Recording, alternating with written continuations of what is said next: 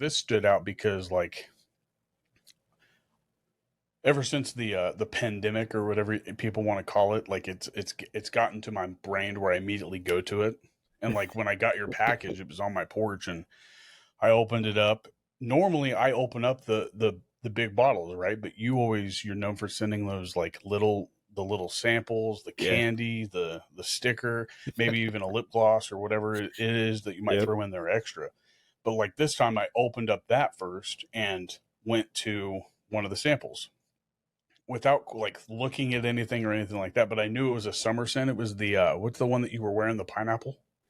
Oh, it So was what it called is? Escape, which was a pineapple at the time. That was like last summer. Was that when it Then it's was? not the pineapple. It's a new one for this one. I forgot what the. Here I Oh, got the your. one in the melon, the watermelon one. No, I'll tell you what. Oh, it's the mint.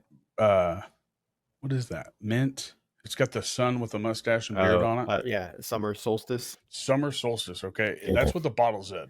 Yeah. Other than that, I didn't think anything of it. I opened the bottle, smell it, and I'm like, I didn't get nothing out of that. Like, and when I'm thinking about it, I'm like, this can't be like something that he didn't put scent into, right? So I smell it like 3 more times, and I'm like, oh no. So I Right. ran to my cabinet and I was like, I started smelling them. I was like, well, those smell original. And I was like, well, this has got to be. So I smelled it again. I was like, I don't think it's an unscented one. It wasn't until after my wife got home, I Right. realized that it was empty. It was just an empty bottle. And I was just sitting there trying to smell. I was like, what is it? And then I asked my wife to smell it. She goes, I don't smell nothing either. And then Oh my like I God. go to look at it to read it. And then I look in the sun with it. And I'm like, oh, it's empty. I was like, oh, okay. But the other one, it had stuff in it, and that was the double down, and that one is amazing also. Yeah, well, I mean, they're unique. I try to get a blend of different types of styles for a little bit for everybody. That's kind of my goal. Is some people debate if it's really a summer scent or not for all of these, but for me, I think summer could be interpreted differently depending on what you're Right. looking for. And like the double down is, me and Ken talked about it a little bit. It was like, hey, I think of it as could be summertime, could not, but it made me think of the old gangster movie Casino with Joe Pesci and all that stuff, and kind of dressing up for that type of events and all that. So I was like, all right, that's kind of the theme I want to go with it, and it just turned out pretty good. I enjoy it. I wanted something with a little bit of citrus and not a lot of spice and not overly strong, but yeah, that's definitely like the cologne style for that one for sure for summertime. It wasn't anything that I thought it was going to be because judging by like the outline or the what do you call that? The Just the scent profile. profile. Yeah. I would never have gotten that from what I read. But the same goes for the barbershop. The barbershop is very unique. Like it's. Have you ever Yeah. done have you ever tried to do a barbershop before this one? So this was one of two. I call them OG scents. When I first started and launched this way back in God a little over a year ago, which is kind of cool to think about. Last Memorial Day when I really started doing this, the barbershop was one of my first scents ever, and that is the original scent profile or scent that I made. So I've just rolled with it, and a couple people really liked it and asked if I was going to come back, and so I just said, all right, well, I'm gonna I'm gonna do this again, but I never wanted anything with the powder smell or the talc smell. That's just not me, my preference. So I said, I'm just gonna roll with the way I remember it. It's kind of that old school shaving cream scent, Mm-hmm. but someone mentioned it like out of the bottle you smell it one way, but once you put it in, it does take a little bit of a different scent, which I loved. I actually wore it today. I was asking my wife, I was like, hey, do you smell this? Because it to me, I was like, man, this is pretty strong today. Maybe I put too much in. And she was like, no. She goes, when she would get closer, she could smell it, but it wasn't like knocking her knocking her down. And if she was real close to me, so it was a good blend of really. You could smell all the scents of it, but it wasn't going to be overpowering, which is kind of how I wanted that in between type for that. Well, that's But why I I love like it. barbershops. They're like clean. Like I don't always think of like powder or talcum or whatever it is that people always assume. I always think of like a soapy clean smell or like a dapper, like you just got to either Yep. shave or a wash of the beard of your head. But that's immediately what I go to is like a soapy clean smell. But Yeah. Yeah. The you the nailed clean it. style. I always like it when I'm getting like if it's raining out and your beard gets a little wet. That's when I get like the stronger fumes of a barbershop. Yeah. Yeah. Yeah. But Yeah. Oh, go oh, ahead. go ahead. No, No, you I go. was just laughing about what you were saying about the pandemic and you're Oh, trying to smell something and you can't smell it. I was starting to laugh. I was like, oh my God, that'd be something I would think like, I can't smell. I can't smell. Right, because It's like when I organic. first thought of it, I was like, this is a summer scent. So I was like, I know it's not going to be some like unscented summer scent because that would just Yeah, be, yeah, that I makes mean, sense. so I was like, oh no. So I immediately went, I should have just opened up another one of those, but I was like, I got to hurry up and find out. I was like, Right. this is not cool. But no, Yeah, but before I get any farther, like, why don't you actually tell me like who Lee is, or tell me like the story. without talking about EDC, just who's Lee? I'm just a honestly just a laid back kind of guy. I've always just been. It's funny because a running joke, a little bit of my history. Well, I'm generally an introvert. I'm not a outgoing. Really, like I'm not going to go out there and be the center of attention or something like that. But growing up, when I was in high school, this is just a small history about my work history. I'd always say, "Man, I'm never going to work at a fast food restaurant. That ain't me." And then my first job was serving popcorn at a movie theater. Like, all right, close enough, right? And then I'm not a big reader, so it's never been my thing. Then my second job, I worked at a freaking library. I'm like, what am I doing wrong here? And then a couple other jobs, but my main job now, I always joke I'm not a very much of a people person. I'm an introvert, yet I'm an HR manager for local government and I have to deal with employee relations all the time. So whatever I did, man, I did it like the backwards way, but that's just me. I'm a great listener. I listen to people and I have a lot of empathy and stuff. So the reason I bring that up is I deal with employee relations on a regular basis at my job, but that customer service really came through for the beard company because customer service I want is a high priority. I try to listen to people and all that kind of stuff. Aside from the work wise, uh, laid back kind of guy, like to be a homebody, like to stay home. Don't really like to go out a lot, but that's just me. I used to my recreational time. I'd play adult softball, run around and play that 2 or 3 times a week. That was my big thing. I always enjoyed that until my body and my foot decided that's got to stop. So had a couple surgeries, and in due time they kind of had to slow it down. And doctor said you either call this quits or you might have to get another surgery. And I definitely didn't want to go through that again. So we're talking, and I'm trying to figure out, okay, what do I want to do with my free time outside of my full-time job? And, you know, at that time, I'm just a huge, I had a beard, would follow DNC and a couple of the other local popular guys. Ken Sconson. I don't think he was called Ken Sconson at the time. It was something else. Bluegrass bearded. Bluegrass bearded. And Brian from Beards and Banjos. Those were the three that I would follow, and just I'd pick up products, small batch orders, all that kind of stuff, like most of us do, and just thought, well, maybe I give this a run. Just try something, keep my free time, do a little bit of occupying, and try to find some formula of my own. So I took some notes, listened to a couple of the reviewers, and kind of just created my own beer blend. I was one of the first, not the first, because uh, listened to DNC, I think it was, and he was talking about Nick's amazing something. Dr. Nix. Dr. Nick's, thank you. Oh, yeah.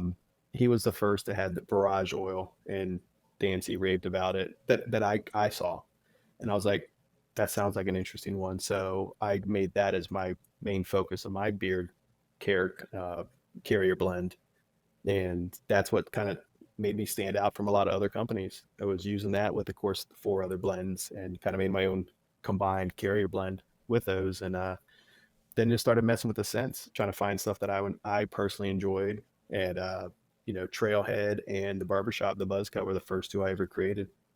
So those are kind of near and dear to me because those are the first 2 I started with. But honestly, at that time it was, all right, I'm going to open an Etsy shop, do this on the side, do a couple craft shows, and just see how it goes. And honestly, it just took off, and the Etsy shop did pretty good. Started hearing a lot more chatter and people liking what I made, got some reviews out there. And after Memorial Day was a few months, I was like, well, let me go get my own website and just use that instead. So that's kind of how I started, was in September of last year, kind of got my own website, and it's just been cruising since then, creating new scents, having fun, adjusting to people, or adjusting things when people give me suggestions, want to listen to what customers say, what they like, what they don't like. And it's important to me. I don't think, I think some people forget that we're here to assist customers. So it might not be, oh, I love this scent. Well, customers may not. So you got to listen to what the customers want. So I try to evolve and get people involved the whole time. So that's part of the strategy with me is I want to, yeah, I'm an owner, but I also want to be part of the community and listen to what people want. I'm not here to make $1,000,000. I'm here to honestly, if I break even, I'm happy with all this. It's been a good hobby to do. And, I just enjoy it. But back to your question, me as a person, homebody, taking it easy, play video games with my grandson, keep entertained, Family Guy, just keep it around. And, that's pretty much me. You said grandson? Yeah. Hey, dude, I'm the youngest probably. I don't even consider myself grandpa. All right. My wife has a daughter, so she's my stepdaughter who has a kid. Yep. I'm 30. I'll be 37 in November. So I'm the youngest, probably like grandpa you'll ever probably meet. So, yeah. So, I when I married my wife, she had 3 of her own kids at that time. They're all adults. They all have had kids at one stage or another. So, several grandkids out there, but there's one that's close to where we live here, and he's 6 years old. And this kid, like most kids nowadays, are a whiz at video games, and he plays Fortnite, Destiny, and Call of Duty, and all the other stuff. And I just laugh because this kid who's 6 years old is lighting people up, as a sniper, killing, like just doing amazing things. And it makes me laugh that if I was an adult realizing I'm getting shot by a 6-year-old on a video game, but he's just a natural, man. But he'll want to play with us. He'll call me in the morning at 7 a.m., like this morning on a Saturday, and say, "Hey, can we play video games?" Dang. What am I going to do? It's your grandkid, man. So I get up and we'll play video games for a few hours until his parents say it's time. And then we'll end up, that's when our day really starts. But yeah, grandkid who's an amazing kid, good heart, plays a lot of video games. But hey, at this age, I want to do what I can to be the cool grandparent. Well, the wife has a granddaughter, so no video games for me. And I mean, I just unsubscribed to those games because I was mainly focused on this. But I was hardcore into that PUBG, and I played what is that, Call of Duty every so often. But I was mainly in like the Madden, and now I'm a little excited about the NCAA, but I don't have the gaming I don't have the subscription for it. I mean, I know I could always get it back, but I was like, become addicted to it again. That's how it was, especially in like high school and all that stuff. That's all we did. So yeah, and then obviously the older we get, it just time seems to get away from us, so we don't have as much time to do that stuff anymore anyways. Oh yeah, I think I have more of an addictive personality now than I did when I was younger. Yeah. So totally. I get locked in and I lose track of time. And trust me, I found out by accident quite a few times with the wife coming down, like, "Are you ever coming to bed?" Like, whoa, it's like 3. Oh man. Well, it's pretty much just me and the wife, and mainly me for design and stuff, and about time flying by. It's the same thing. Like I'll be sitting there trying to design my labels, doing graphics, doing these, silly video, ads and video stuff. And it's all me. I mean, it's just pretty much creating it all, but that stuff. So kudos to you, because I know it just takes so much time getting it set up, and then the editing behind it just takes forever. But you don't realize it when you're doing it. Like you said, it'll be 3 in the morning. And you're like, where the hell where'd the evening go? Just gone. Yeah, it's crazy. Like when I first started, it was taking me, like, for one episode like this, it would take me roughly 10 to 12 hours just to edit everything. Right. Just because I was new, and you have to get the rhythm of it and kind of get your workflow going. And once you actually get that down, then it kind of cuts off some time. But like, it wasn't until I got actually this platform that we're using here to record that it cut my, I guess, my post production down in more than half of the time, just because like with a podcast, you really want to worry about the audio versus like necessarily the video. And I'm just using a webcam. Like if I ever got like enough, like, I guess, subscribers, then yeah, maybe I could get like a nice Canon video camera and have a switcher going, but I don't need all that yet. But I do lose track of time editing for sure. I bet. But no, I mean, like you were saying about getting this thing set up, that the mic sounds like you're literally right beside me. I mean, it's great. Sounds very clear on my end too. Very cool. Excellent. Hit the wrong button. I thought that when was I actually go in to edit, well, when I go in to actually edit, it'll actually take your voice, and then with AI, it'll actually turn it into as though we were in the same room. Oh, that's very cool. So it's like since you don't have a professional mic, it'll make it kind of sound like you have a professional mic. But that's why I've always enjoyed this over like StreamYard. StreamYard's awesome, but mainly for live streaming, kind of like what Ken and Dan C does. Like it's perfect for that. I Yeah. needed more of an intimate thing to where you can have like I don't need all the art and stuff like that. Like I can do all that in post.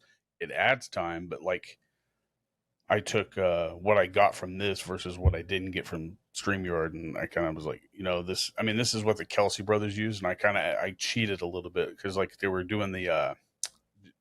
Are you familiar with Jason and Travis Kelsey? Yeah, yeah. Like it was his that documentary that they had on Amazon called Kelsey. I think that's what it was called. Like Yeah. they had a screenshot of kind of like this setup that I'm seeing right now, and I was like, "What is that?" So I zoomed in, and I went and checked it out, and then that's when I got it. Hold on one second. Oh, you're good.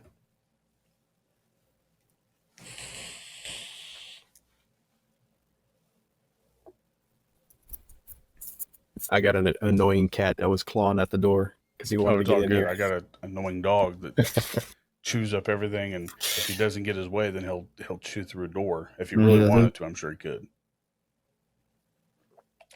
But no, He's man. always- Like, do you have like big goals? Like, what's your main goal? Like, because we always hear like, oh, like I don't even know if maybe if he even thought this was a big goal. But if you look at like Beard Octane, like the way that they've kind of came up in the beard game, like he's really put himself on the map by going to like what you just started going to with those like venues and expos and stuff like that.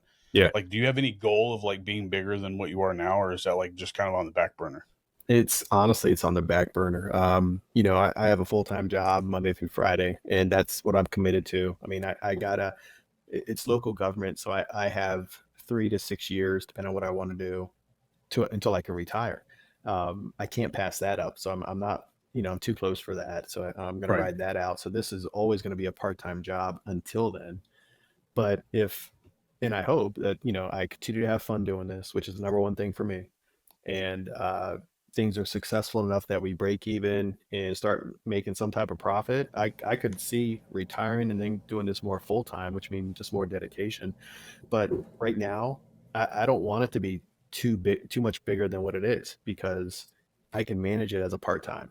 I can manage it how I do things with no problems. But if I try to expand or get larger anytime soon, I'd be overwhelmed and I wouldn't be having fun, and it would be a self-destruct move. And there's no way I'm going to do that, because I know other companies, and it makes sense, but they call batch making. Well, they'll make 20 of the same oil, 20 of the same butter, put it on a shelf, and when an order comes in, they just throw it in and send it out.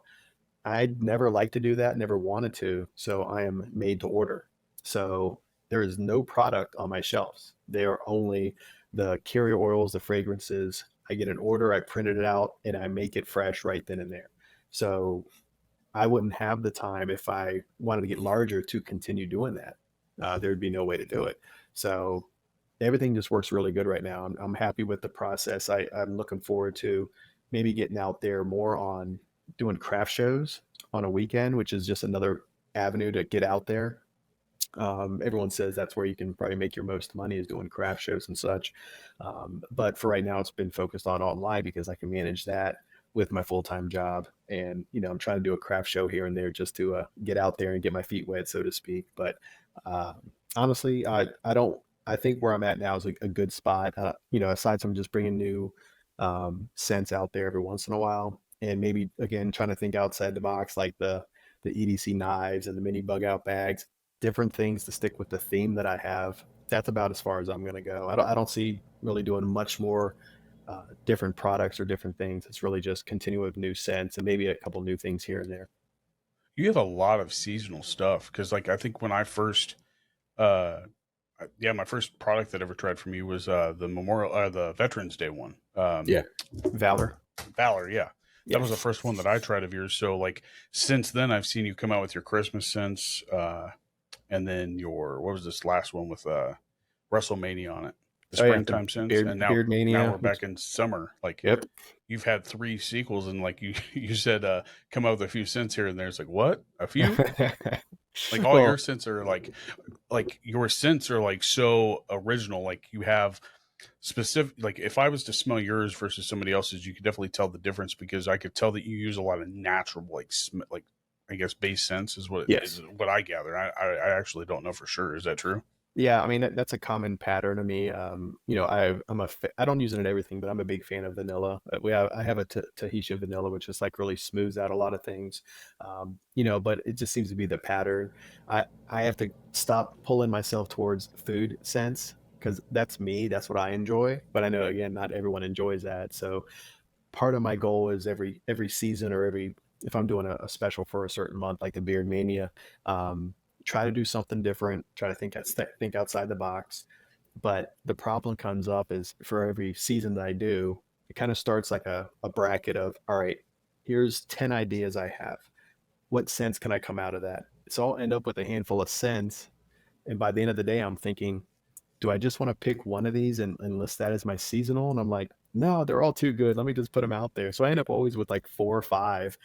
Worst case, a couple people like it, and I'm happy with that. You know, it's still not going to be a critical thing that I'm going to miss out on something. But I also view it as like I said, try to find something that everyone likes. You know, because everyone has a different variety. So I try not to repeat 2 scents that are identical. Obviously, you want to have a different range from a food scent to an earth scent to a sweet scent, and you know, a cologne. So I try to do it that way. And I know I've mentioned before, but one pattern that's worked really well to get customers involved is I do a seasonal tournament where I get a handful of scents. I may have like 8 scents that I'm going to think about using for the summertime or whatever the season is. I'll make 8 little sample bottles of all the different scents, and I'll send them to different customers or reviewers. And I say, your goal, you got 3 weeks. Go through all these scents and rank them to what you like. And based on that ranking, and I do that to like 8 to 10 different people. I get all those scores back and I kind of tallied up, you know, of what got the most votes. And I always use majority of the time, that's what I use for my scents because I know customers like it and it gives me good feedback and it makes sure that it's not just what I like, it's what customers are going to enjoy too. So like especially the one for the summer scent, the one in a melon and the double down were the 2 top scents that were voted on by all the customers that I sent it to. Hmm. So, you know, I'm like, there you go. Those are the ones, and summer solstice was right behind them. So those 3 are the main ones that were voted, and that's why I used them along with the 2 I brought back, which was the Bazooka Joe and the Buzz Cut for the summer. Yeah, normally I don't go towards food like scented things, but like Yeah. the bubblegum intrigued me, but not enough to where I'd be like, oh, that's my first choice. But like for sure, like barbershops, hands down. It's I think a lot of like companies like I think have judged them based upon like how their barbershops smell. Like I haven't really found a barbershop that I absolutely hated at all. Right. But the ones that can actually nail it and not try to put that talc powder into it are the ones that actually like always gotten my like I guess first dibs like hey I would wear that before I would wear this one, the ones Right. that don't have that talc powder. Yeah, it is kind of funny you mention it. It seems like that is a pattern where most companies will, everyone brings out a barbershop one time or another, you know, to see I if, you think know, every barbershop or every company that I can think of has a barbershop. I think yeah, I think you're I mean it right. makes sense for sure. It's Yeah. almost like probably every beard company has a cologne based product or at least they've made one like whether it be seasonal or whatever. Like it's funny when you watch like a beard company, it's like I don't see the competition from my aspect. I don't see a competition, but Right. I honestly don't think that there really is one with one another because they're totally 2 different types of like your your scent profile is hands down probably going to be the hardest one to try to match somebody to try to beat. Like Right. you're not going to do it. And then the artwork, I would say artwork is probably another one that stands out for a lot of people who collect beard oils. But like, Yeah. I think that if I was to look back at it as a person who wears product, I would not have bought as so much of, I wouldn't have bought so much beard products first. I would have appreciated those and then bought more from either another company or whatever. Right. But FOMO gets us all at some point. Oh yeah. It's People are so good true. at, like just the like people that can really actually like the reviewers, the ones who can actually like spell that out for us like hey this is what it smells like and that's what it smells like in beard.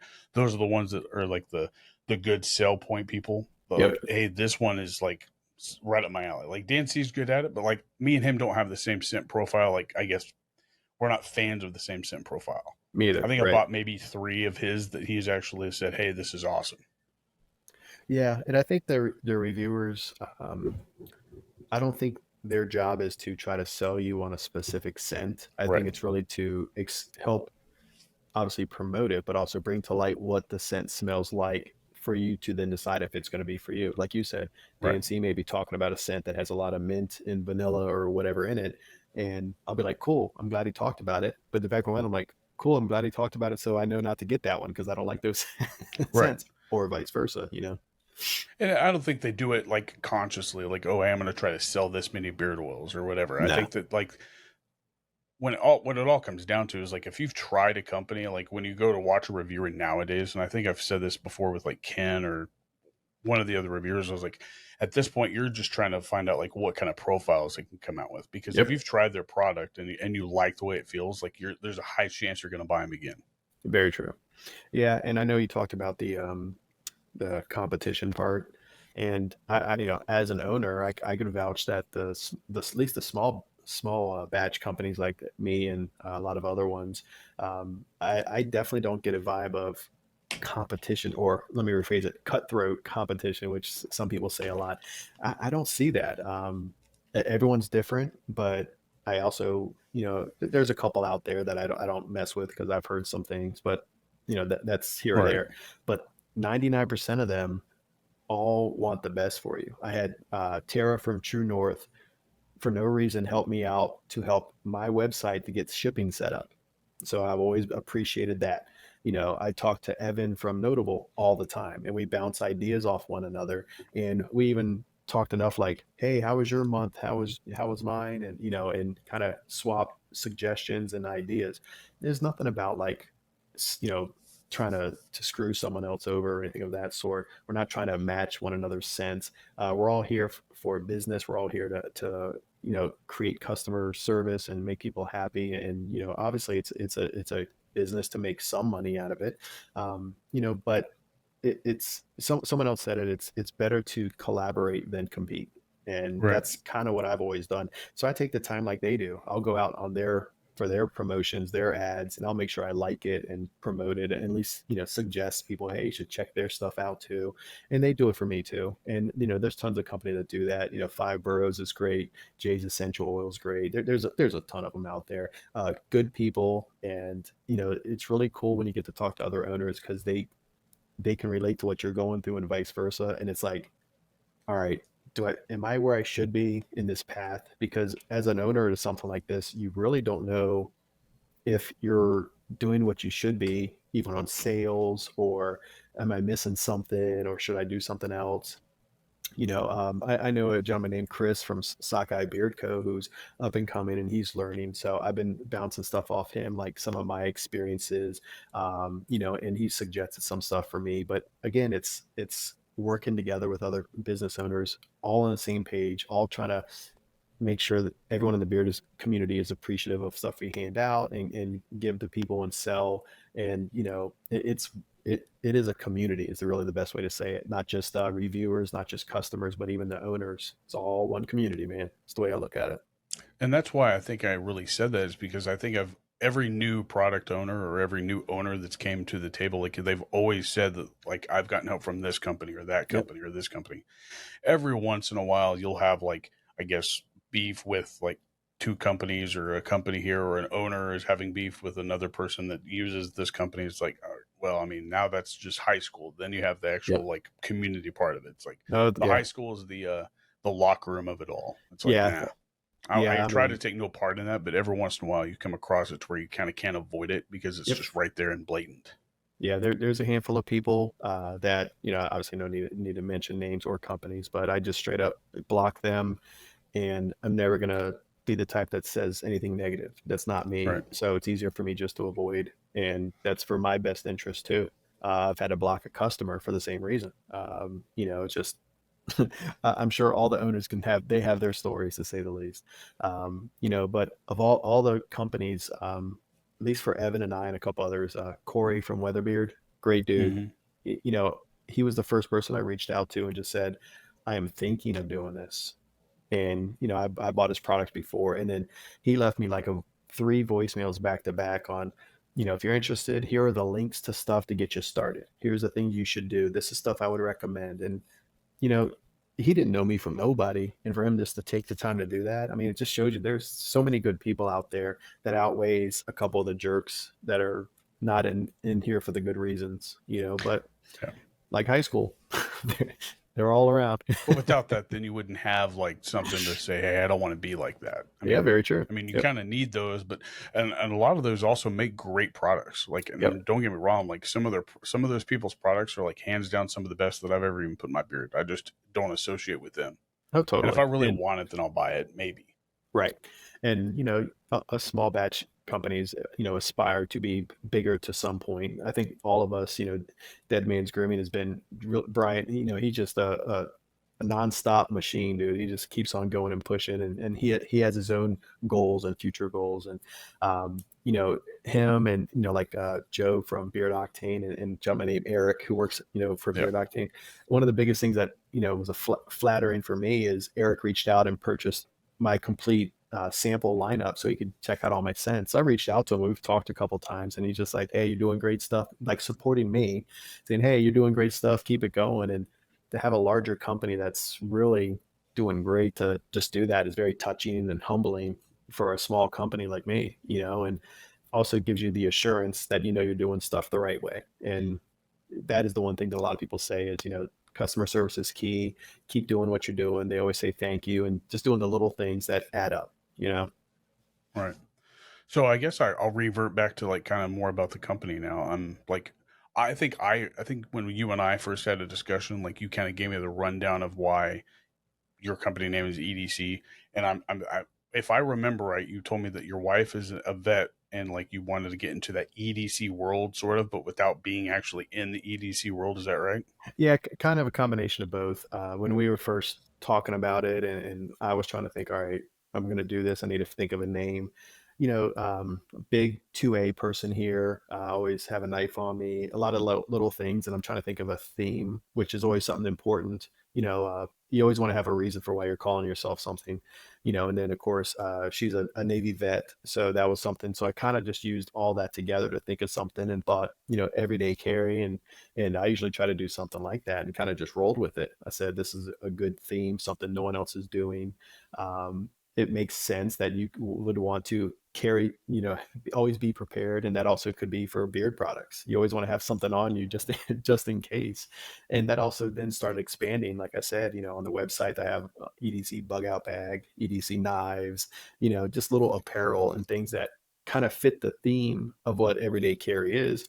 And then I thought one of the cooler things was the samplers. So instead of just selling samplers, I was like, I know when I'm doing an EDC or my own everyday carry, having a little like Altoids tin can is something a lot of people think of for multiple reasons for an everyday carry. So that's why I got those tin cans for the samples. So if someone buys 5 samplers, they're going to be getting one of these little kind of Altoid tin cans with everything in it, because you can, after done with the samplers, you can use that for whatever else you need too. So just keeping the theme going. Yeah, but I really enjoy it, and of course, doing a military discount because Kim's a Navy vet, and that's something that we really want to push heavily here. And recently, I mean, we started with 20% off for all active and veterans and first responders and such. But just as time gone on, we usually have either a 15 or 20% sale going on. I'm like, you know what? I always want the vets to get the best deal no matter what. So we kind of bumped it up. So now if you're a military, you can get, for a military discount through GovX, you can get 25%. So you'll get just a little bit more than what most people will get, even if they get a discount code. Oh, and they So, just have to sign up for that account, huh? yep. The Yep. GovX. As soon as Okay. you have a GovX, you get that. I And brought this up just so that I could kind of use oh, this cool. as a reference point. Yeah. I don't know And if you can see it or not. I can. It looks pretty good too. I mean, just Yeah. this Riverside's pretty cool. And then, what I really enjoyed about like, the knife that I bought, Yeah. it was on my table, but I had a bunch of people over the other day because I was setting stuff up and it got moved. But I keep it Yeah. right here, and that's where I usually order or open up pretty much any order that I get, or if I need to like cut something open right here, that's usually where I go. But like, Yeah. it's awesome. Well, and the other goal was, all right, I wanted to do something different. I thought about the knives, but I wanted it to be something small, something compact, everyday Mhm. carry, of course. That could be something around your neck, something in your pocket. I wanted it to be a fixed blade, which these were, and they're affordable, which was the number one thing. I don't want to sell something that's super high end regularly because that doesn't fit my theme of being Right. affordable for most people. So when these came out, I was like, I think this will work. So they've been received pretty good. I think it fits with the theme, so it's something I'll continue. And you And if know, you want me to go back to that at any point, then you can while you're talking. So, oh, actually, yeah. I have it up here too. So I Oh, appreciate the okay. I have another monitor up. So Oh, sweet. but I wanted something that's definitely affordable that anyone could pick up. They're not going to be, like a high end steel that's going to be super high quality, but for what you're getting and for it to just be a small pocket knife, hey, it has a pointy end. It's going to do what it needs to if it was Right. to protect somebody. But they're cool too. I think the design's a little bit different. And most people pick these up really enjoy them, and I do too. I think they're very cool. Something you can put in a pocket if need be, and just like you said, something around to open up a box or anything of that sort. Man, they're great. I really enjoy them. Oh, yeah. If I didn't have that, I probably would have to have left the room to go open up something else. Like I usually keep that one, and I do have quite a few other like pocket knives that are higher end, but like that's the other thing about EDC. Like beard care, like I wouldn't say that beard care has ever been so out of range where not many people can afford it. But EDC care, like or EDC gear Oh itself, yeah, is probably one of the top selling things that you will ever find on like Amazon or anything like that. It's bizarre. Like yeah, especially during COVID, everybody was like, "Oh well, I guess I'm a doomsday prepper now," because yep. I couldn't imagine living that much. I mean, yeah, I was a little afraid that I couldn't smell something, but I couldn't imagine like, hey, I need this just in case this happens in 20 years. Yeah, it starts making people think about stuff too. But again, that kind of fit the reason for bringing the EDC theme out in the first place. And then I wanted to do something again to stand out. So aside from doing EDC, I wanted to make sure the color stood out. So if you're looking on a shelf of 20 different oils, you could spot mine a mile away because of the blue and white top. I wanted something different. So that's kind of why I went with that theme, just to keep it simple. I didn't want to have too much of a splashy graphics on my labels, which It's I simple. I totally respect anyone that can have these badass graphics on their labels. I totally do. But it's not me. And business, different companies do different things. I wanted to keep it simple, have some graphics on it, of course, to make it appealing and look good, but I didn't want it to be too much. So that's kind of the pattern I went with. So just to I keep it appreciate it. I consistent. mean, I appreciate more of the simplicity of it rather than Yep. like, I don't need nothing fancy. I mean, yeah, I do have a couple bottles that are like, yeah, that's a pretty cool bottle. Like, Yep. I don't need to, I'm not going to show it. I'm not going to do a tour of my house, but like, hey, check out this. Like, I mean, I do show my friends like the stuff that I have, and they'll come over. Like that's why I don't have any of my EDC stuff that was out here. Like one of my beard, I have to confess, I did give away one EDC one, but it was only because he really liked it. And if I didn't like it, I probably wouldn't have gave it to him. But it was the which one was that? It was hypnotize. Yeah. He was Yeah. ranting and raving over it. Like he was sitting here smelling it while me and his brother were sitting here talking. I was like, dude, I was like, you can have it as long as you just zip it. Right. But I also do enjoy like I've never given away any EDC product yet. But like that's the best thing about it is that it makes your beard feel so much more natural than most of the other stuff. And I don't know if it's that oil that you were talking about with Dan. I don't know. I don't know what it is, but I really do enjoy it just for the natural look. I had it in earlier today, but I had to mow and take a shower, so then I threw in something else like a thicker oil to get some the moisture back to my beard. But Yep. I had it in today, but it is a very natural feeling look to it. Like once you actually wear it, and Yeah. that's what I enjoy about it. Yeah, totally. I'm 100% the same with you. Is I wanted a blend that wasn't too thin, so it's a kind of a medium viscosity, which is what I like. And it seems to be, of course, consistent. I wanted what would the average be for what most people would enjoy. But also when I was searching for my blend, I wanted something that was not just great for the skin, but made the beard hair soft because as you probably know, beard oil is the majority of the reason for beard oil is for the skin itself, is to keep the skin nourished and avoid flakes and all that and irritation. But the barrage oil did takes it one step extra, which was it softens the beard hair, which I think some people just overlooked. So when I started using the barrage oils, when people were freaking out when they first tried it, they're like, I don't know what's making my beard hair so soft. And I'm like, it's the barrage. That's one of the reasons I brought it out. And the other oils I have in there, the meadow foam I love, and the apricot kernel and stuff. I enjoyed the blend. I added the hemp seed this year because a lot of people are talking about that, and I think just the combination of all of it is just great. But every company has their own blend. Totally understandable. Personally, I think blends are important, but there's so many out there. It's really just you're trying to find your own niche to be different from everyone else. But you've got to make sure the oils you are using are beneficial. Some people try to use an oil that you can't even pronounce, which is okay, but I want to make sure you can explain why you use that oil. And is it just because you wanted something no one else is using, or did you do research to make sure it's actually going to help Right. your face too? And when I first started, I did it with a fractionated coconut oil because it's good for my skin. But after talking to some customers and feedback, a couple people said, yeah, I like your butter, but fractionated coconut oil can give an adverse effect on my skin, so I don't want to use it. So as soon as I started picking that up, I'm like, I'm not going to lose customers over something, in my opinion, stupid. I'm like, so I'm scrapping this.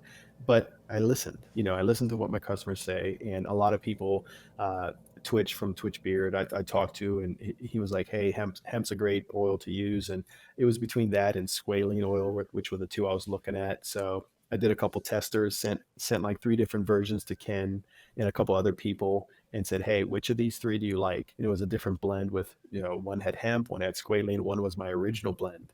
So without telling which was which, I said, 1, 2, or 3, which one do you like the best? And after that, they all came back, and the hemp seed one came back as the one they all enjoyed. So I was like, cool, I can get rid of the coconut oil, swap it with hemp seed oil, and that makes everybody happy. Everyone can use my oil. So, part of that is just making sure your beard hairs are happy, your skin's happy. It does what it's supposed to, nourishes your hairs. Like you said, I put it in. It's not going to be too heavy for my liking, but it's also going to give you that natural look, which I enjoy. Right. And that's what I think it's not that I dislike or that I think that something didn't go with my beard, but sometimes you put a product into your beard or even probably your hair also, but like it just feels like it's weighed down or bogged down. Like, Yep. and that's what I don't like, especially when it's hot. And in Kansas, it gets humid and just hot in the winter or in the summertime. And like when you're sitting in the sun, like you don't want that to add to like whatever else you have going on, whether that be your back's just sweating or you're chafing. Like you're just gonna have Yeah. a bad day. Yeah, That's all I right. know. It's so true. Especially after mowing the lawn, like you said, and all that. You're just like, Yeah. all right, I got to jump in the shower and just I'm kind of actually trying refresh. something new to acclimate, or I guess acclimate myself more. I'm wearing a jacket or a hoodie longer into the year, and then Hmm. I'll take it off. I noticed that I didn't get too much. I didn't get as hot as I would normally. So I've been wearing my sweater and my jacket longer into the summertime to where like Interesting. when it actually gets to the heat, like it's kind of cooled me down. Hmm. But we'll see how far it goes. But so far I haven't died yet. So, and I'm not small by any means. So Well, you haven't died yet. That's progress. So we're good. yeah.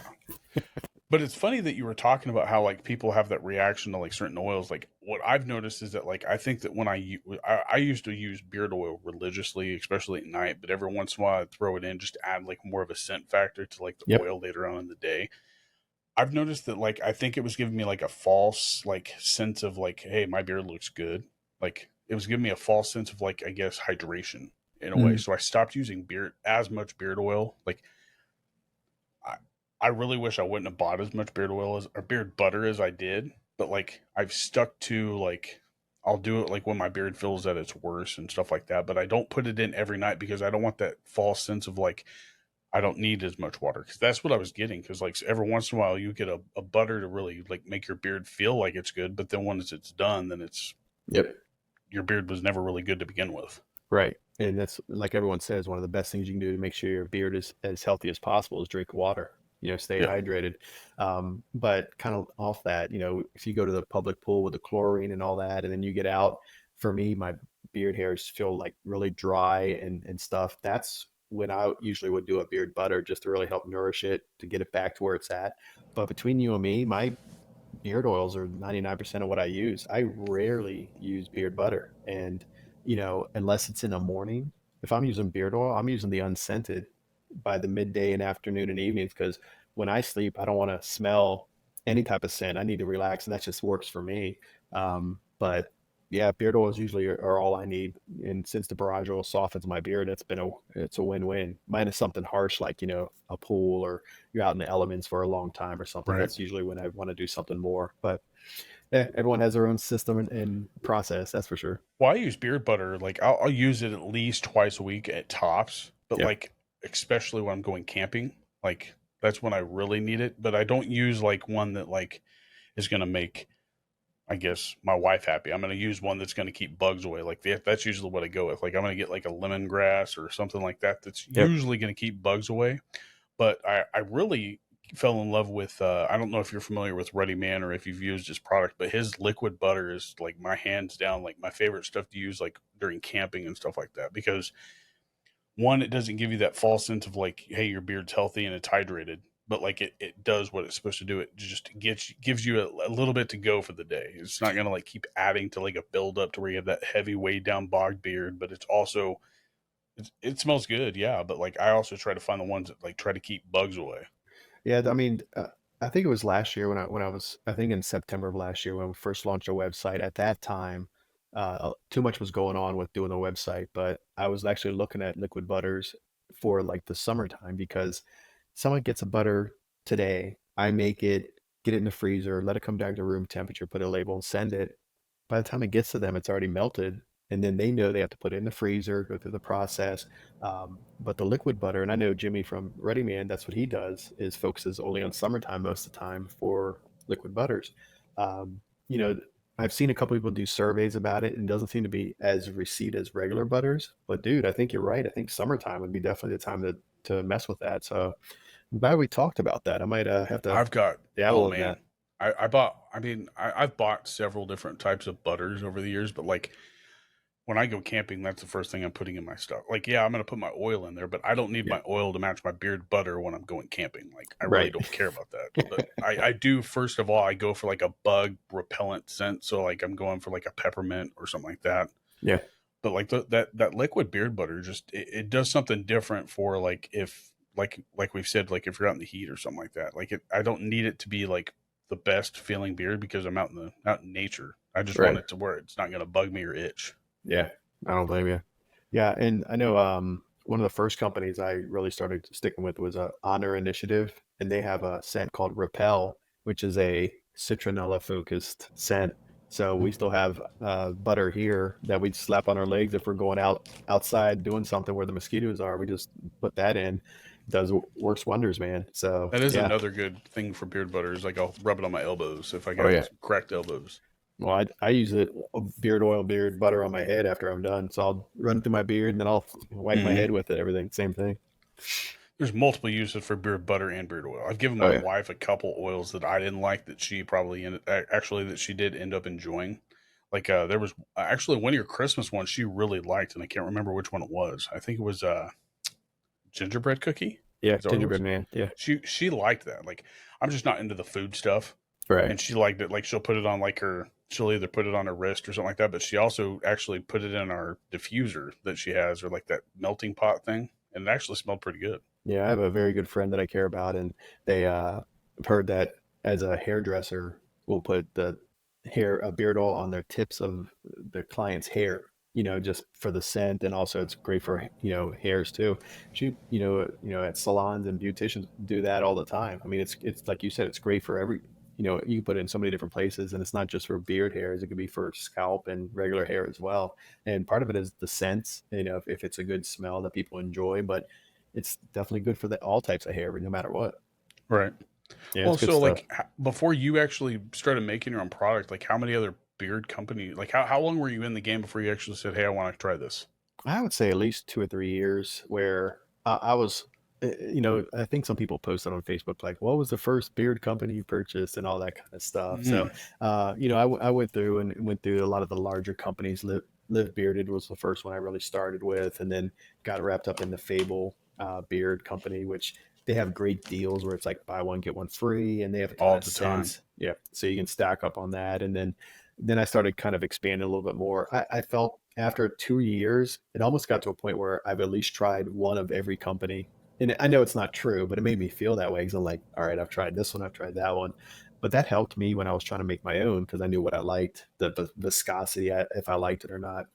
There's a company called Artius Man who make a Hmm. lot of great woodsy mountain mint scents, which I can gravitate to sometimes.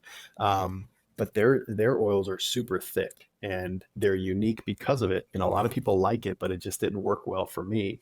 So it was a learning thing. I always appreciated them because it made me realize that viscosity can be different to different people's preferences. And some people loved it, but I was like, nah, it's not for me. But Yeah. the scents were great. I love some of the scents they have. I love Um, their stuff. Like yeah. I mean, you don't like it, but like I like it in the wintertime. Like it's some Yep. of the best stuff in the wintertime. But Totally. like you said, their scents. Midnight Ride is probably one of my favorites. Like I hate black licorice, but the Yep. scent is just phenomenal to me. Yeah. Totally agree. I remember that one specifically too. That's definitely a good one. And they kind of fly under the radar. They're not out there in the internet world or bearded community, so to speak. But they've been around a long time. So I've definitely gone through a lot of their They're one stuff of too. Dan's sponsors on the channel, and I Yeah. think I bought them for.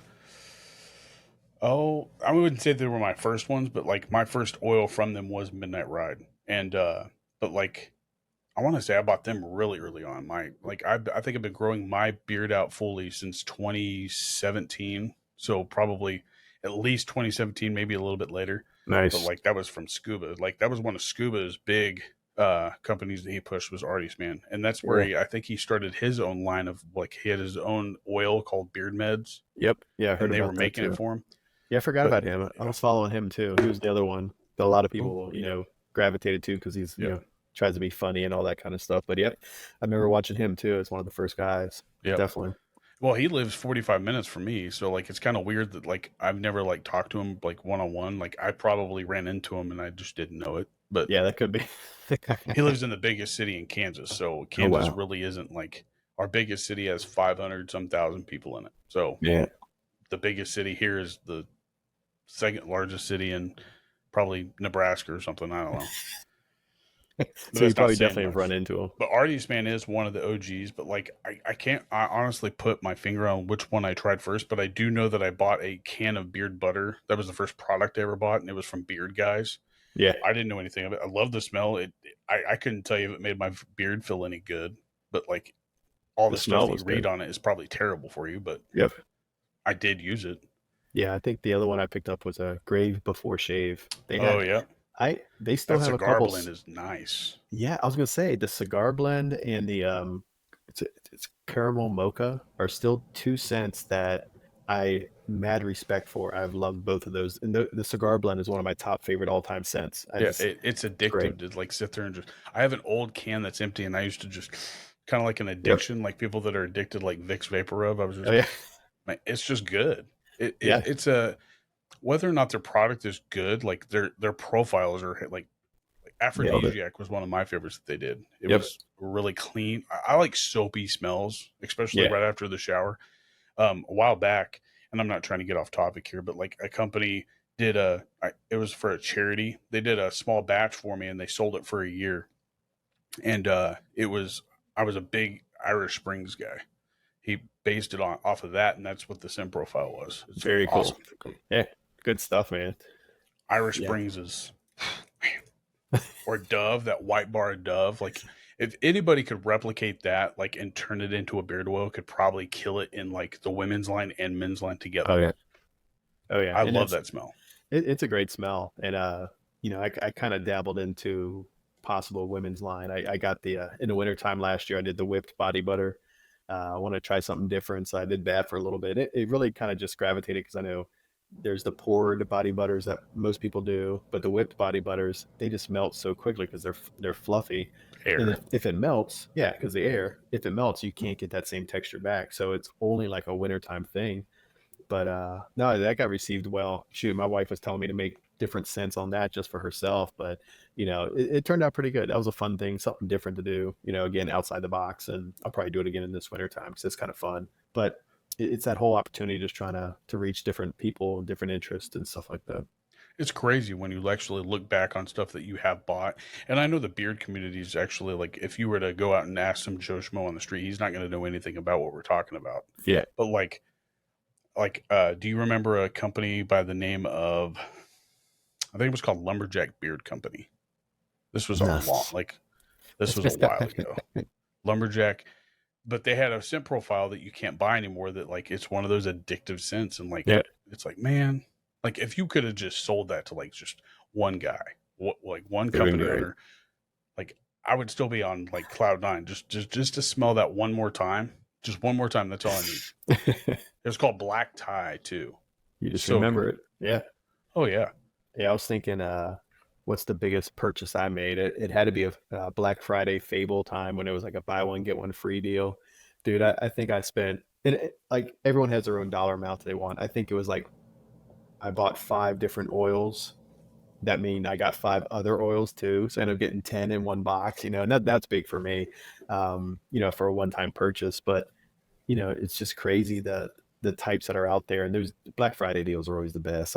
Everyone like I remember 2 years into it, I'm like, all right, I got to start saving some money for November because I know I'm gonna spend a ton of money on Black Beard Friday Octane sales. kills it on Black Friday. Like, or Yeah, at least they used to. I haven't bought.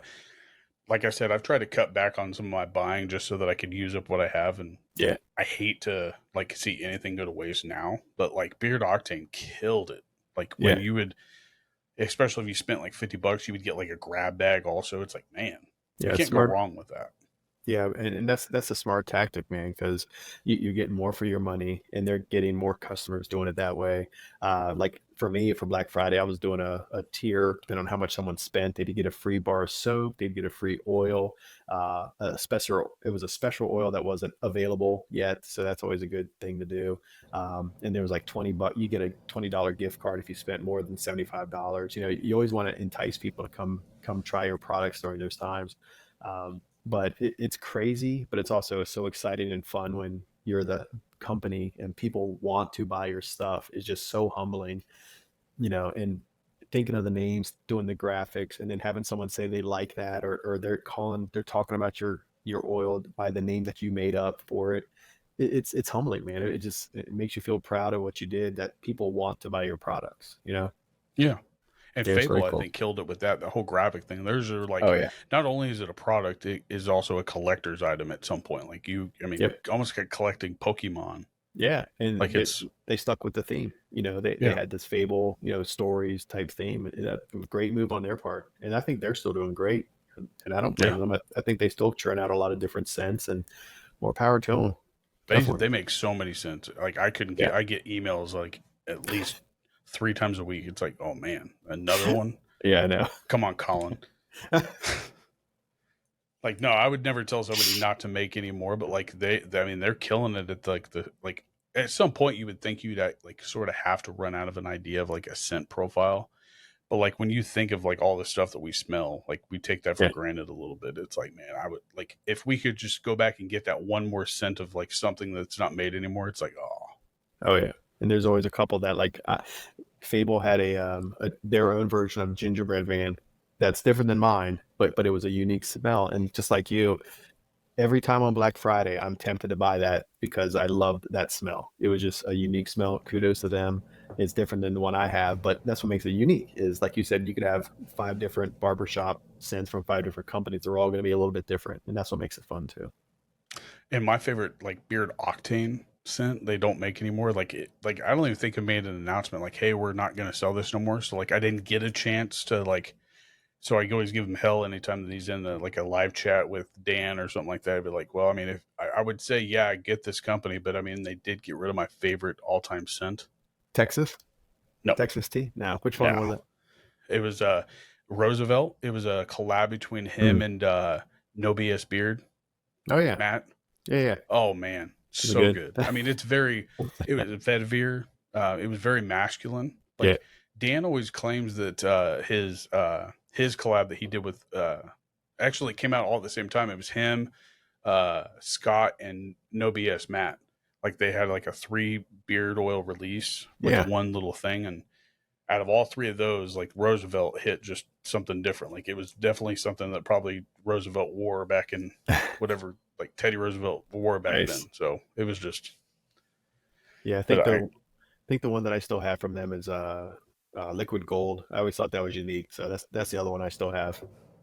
I thought that was they've a good got one too. a lot of good ones, but like that one, and then also their downshift. Yeah. Downshift is so clean. Like Yep. you can't like I've never smelled anything like that anywhere else in the beard game.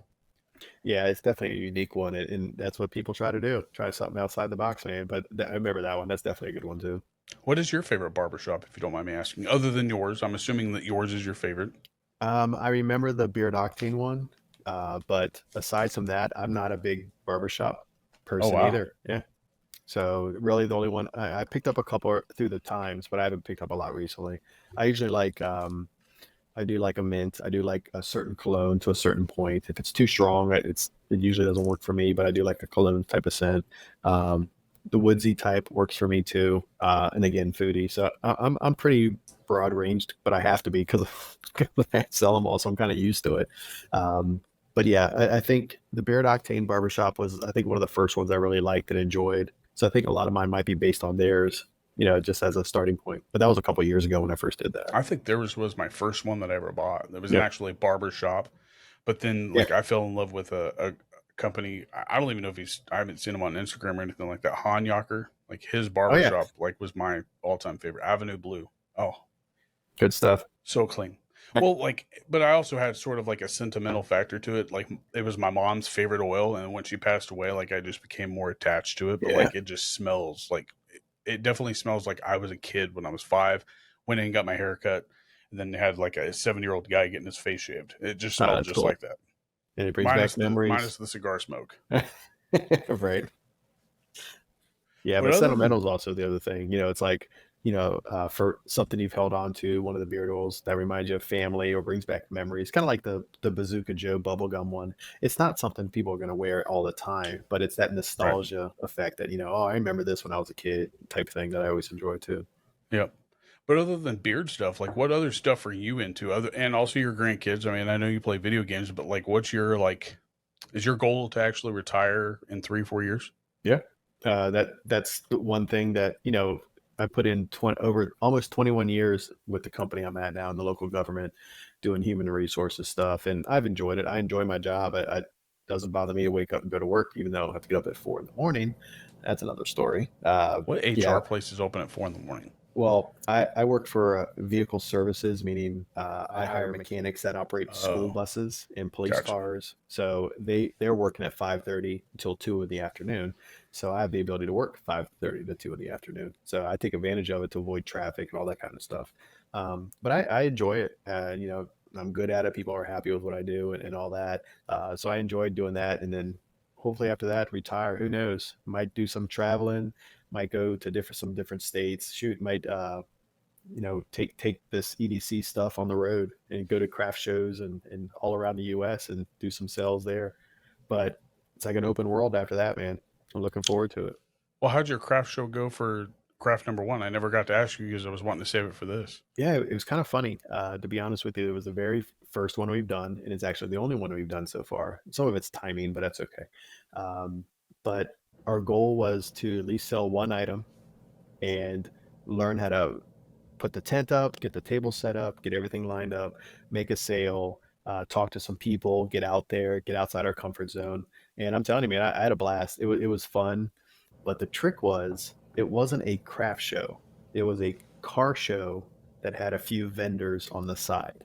Oh, So it wasn't one where people are going to buy crafts. They're there to look at cars. So it was an experience. We had a lot of traffic going by, but most of them was looking at the old time vehicles and the classic cars and all that. you And got to then find the some right people, car to sit next to. yeah. So we had a great spot because we were right by the entrance. So all the nice cars, the classic cars, muscle cars, had to drive by ours to our booth before they parked. So we were sitting there watching all the cool cars go by. So it was an entertaining day. We made a couple sales, but it was one of those days that we just felt accomplished because we set up great, had no issues, made a couple sales, broke it down easily, got it back in the truck, no problems at all. So we felt like we broke even, and I'm happy with that. But I know going forward, it has to be a dedicated craft show where people are going to buy craft stuff. Because, like I said, people weren't there to buy stuff; they were there to look at cars, and if something interests them, they would stop by. And it's a different mentality. It definitely is. Right. But it was perfect for us. I mean, it was. I'm super happy I did it. Got to talk to a lot of people, and kind of promote myself. And one of the people that bought from us reached out to me the following week and said, "Hey, love your stuff. Want to order some more? We're referring you to our family in Iowa, and all this other stuff." So it turned out great, even just for the little bit of sales we had. But we're planning to do one probably in November, and it's a dedicated craft show, so that'll be definitely a larger, busier event. So that's kind of what we're looking forward to. But we got our feet wet. That was the main goal. Yeah. Well, I work at Bridal Expo, and you'd be surprised at what they try to sell at those places. Like you've got everything from they have like a Culligan water booth that sits up every year, but like they have things like they don't have necessarily beard oils, but I honestly think that they would actually probably do something, especially if you ever did like the women's like products down the road, Yeah. like the body butters and stuff like that. And like it's bizarre to see like those the groups interact with each other because it just takes that one person to meet there, like because he's going to tell you, hey, I met this guy and he's into beard products, so like, hey, I met this guy, and like all you need is a business card. Yep. I think I handed out like 10 or 15 different business cards of Dan C's at this bridal expo that I work it every year for the actual person that sets the whole thing up. Oh wow. So I deal with every single booth pretty much. And there's like in the wintertime, it's 450 booths. And then in the summertime, it's like 280 or 300 or Oh something. wow. So like just word of mouth, like you would be surprised about how good that is. Yeah, and we're also still small, which is fine. But the big craft shows that would be interesting would be like a 2 or 3 day event, and you literally have to put like $300 to $500 just for the table or the spot for the 3 day event.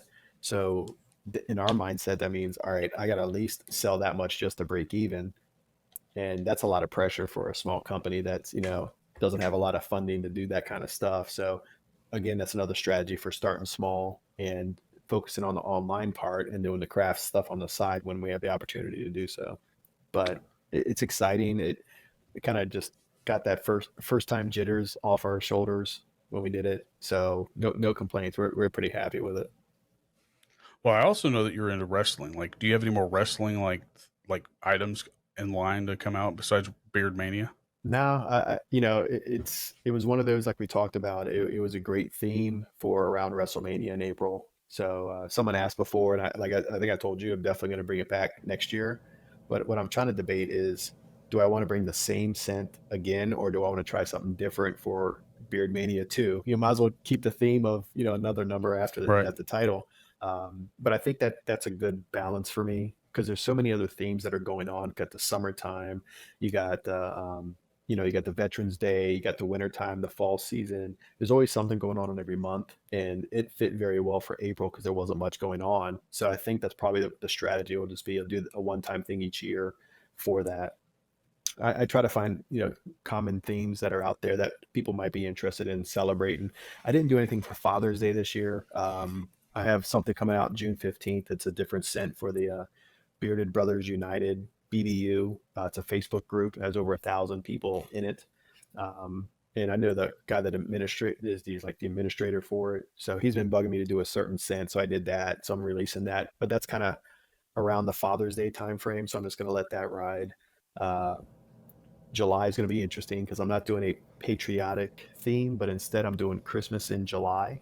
So I'm going to bring back a few of my Christmas scents for the month of July. So that's an easy way to bring some back that people are asking about. And I thought it was a fun strategy to do something like that. So I did like one of your Christmas scents, and I think it might have just been the candy cane. Like it was just this.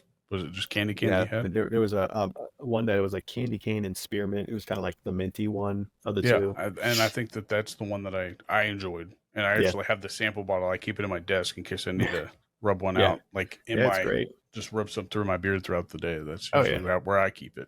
Yeah, I mean it's great for that, and I have one that's similar to that. It's the double mint, which is like the double mint gum, which is very similar to the Oh, one that you were just talking about. But that one's like on my main line. But every once in a while I'll open that bottle up because I just enjoy that smell too for the same purpose. oh yeah. And and like I've said before, like they just smell natural, but you can also definitely tell that like what you were going with, like your theme, like the Yeah. peppermint or the gingerbread, like you definitely get that hint of whatever it is that's back there Oh yeah, for sure. and I'm a fall and winter guy. Enjoy Halloween, enjoy the fall time. The seasonal scents that are out there. That's what I gravitate to. I'm not a big spring and summer personally, Summer versus is overrated. I'm just I saying. agree. I agree. And I was even debating if I was going to bring any summer scents out. Then I started, and as soon, which I should know better, because as soon as I started, I was like, crap, now I got a ton of different choices, didn't know what to do. And that's why I did the summer tournament where I got some guys to kind of vote and what they think is great and all that stuff. But I didn't expect to really do much at all, but it just turned out as it did. But I'm not complaining. I had a great time doing it. And we had a busy release week when that came out, and it's kind of the same pattern. You know, the first week it's out, it's big, and then every once in a while we'll get some more orders for it. But I love all the scents. I enjoy it. I'm glad I brought them out like I did, and the graphics is something I'm learning. You know, just evolving as time goes on for everything. It's just a fun thing to do on my side. And I've told everybody, when this job becomes a chore and I'm not having fun, I'm done. I'm not. This is something that I have way too much fun to worry about it. But if it does get to a point where I'm not enjoying myself, I'm not doing this anymore. You know, it's not worth it. Right. And I'm not worried about it because I've loved it for a year with no issues. But that's just how I feel about it. It's not something that's required, because I don't want to make it feel like you know, a job, so to speak. It's something I'm enjoying doing, that people are happy. I keep them happy. I keep myself happy. And, I look forward to each season and what I can think of next time around. That's always part of the fun part, is a bottle, the logo, the name, and what kind of sense I put all together with it, you know? Do you remember your first, like, I guess, platform that you started? Like, hey, this is my ideas and this is where I want to go with it. Like, do you remember that pretty vividly? Really, a lot of it was, I mean, I should have brought that. When I first decided it was going to be EDC, I have like a scratch pad of what the logo would be. And it's like how it's evolved is really cool. But I remember talking to my wife about it, and then actually reaching out to Jimmy from Ready Man and Corey from Weatherbeard, and just saying, I'm thinking about doing this. How is it to start up, and picking their brain about it and getting down that path. Um, and again, my expectations were so low. It was, all right, if I can do this at a craft show, it's off my bucket list. But it ended up being fun. People really received it and liked it, and were like, dude, you need to sell this online. And it kind of just became something I didn't really expect it to be. But that's kind of the fun part about this, is where I'm at now is so humbling compared to what I really thought this would be in the first place. Well, it's fun to watch somebody like go for. I mean, I obviously didn't see you from when you were first going on. Like, I mean, I think I followed you on Instagram, but I didn't know anything about your product or you. Right. But like, it's cool to see like where like how you interact with the group of people. Like, you're always in kin streams, even Yeah. promoting the other companies. Like, I've never used probably Dead Man's. There's so many companies. I used to Oh, keep yeah. a list of stuff I wanted to try, Me too. and now it's usually pointless. It's like since I went with this full time, or not full time, but like since I went with this venture, I've kind of stayed out of like the social media thing as much as I was, because I used to post, like, I would take a beard oil and whatever scent, like, or whatever song that came to mind when I smelled it, I would usually take a picture, put the song with that picture, and like that was my post for the day. And usually I Yeah. post that 6 times a week. Like, I don't do that as much anymore. I just appreciate what I still have, and like you, like, I don't ask for anything, and that was what I was afraid of. And I don't know if I told you this. Like, I was like, hey Ken, like, I have this idea, like, how would you go about it? So I was like, I want to reach out to him since I know Yeah. he's new. And I was like, because I've never asked for anything free, and that wasn't my intention. I was throwing ideas out there, and it's like, I'm trying to help out a buddy, and I really enjoy the product, so I kind of wanted to kind of merge the two things that I enjoyed, which was beards, and what I guess started to do was wrestling. Yeah, and I still appreciate that. It's something I never forget, and I appreciate the opportunity. Even doing this is just great. I enjoy talking to you. It's always been fun, anyways, and just how things evolve is just really cool. It really is. Just trying different companies is unique, but like you said, gets to a point where you just never going to get caught up with what new companies are out there. And as for Instagram and stuff, part of my job is to as a small batch company is to stay relevant, put the ads out there, make sure people remember that I'm out there, and see ads about new products and all that. So part of my job with doing an online business is putting yourself out there as much as possible. So like you with this live stream or podcast, there's times where I gotta, say, hey, I need to work on my ads, and then I'm sitting there on the phone doing a cap cut and trying to find a video and add a picture to it and all this stuff. Because if not, you're going to fade out of, fade out of people's radars, and they're going to forget about you. And when you have an online business, that's what you got to do. You got to get yourself out there at all times. So I'm on Instagram, liking everything, commenting on everything, staying in the bearded community as much as possible. And it's great though, because you start developing relationships with people you never thought you would, Right. and that's the positive on this is meeting people that you never thought you would, and the relationships you build with them, and kind of creating a story with these people that you get to know. It's really cool. Oh, sorry.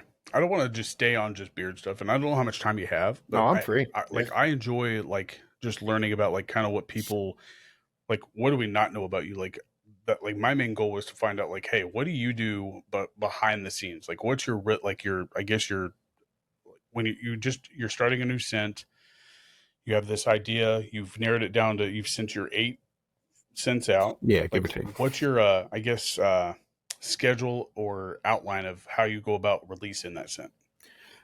For releasing, so if like kind of the first thing is trying to figure out, it's like for Vendetta in November last year.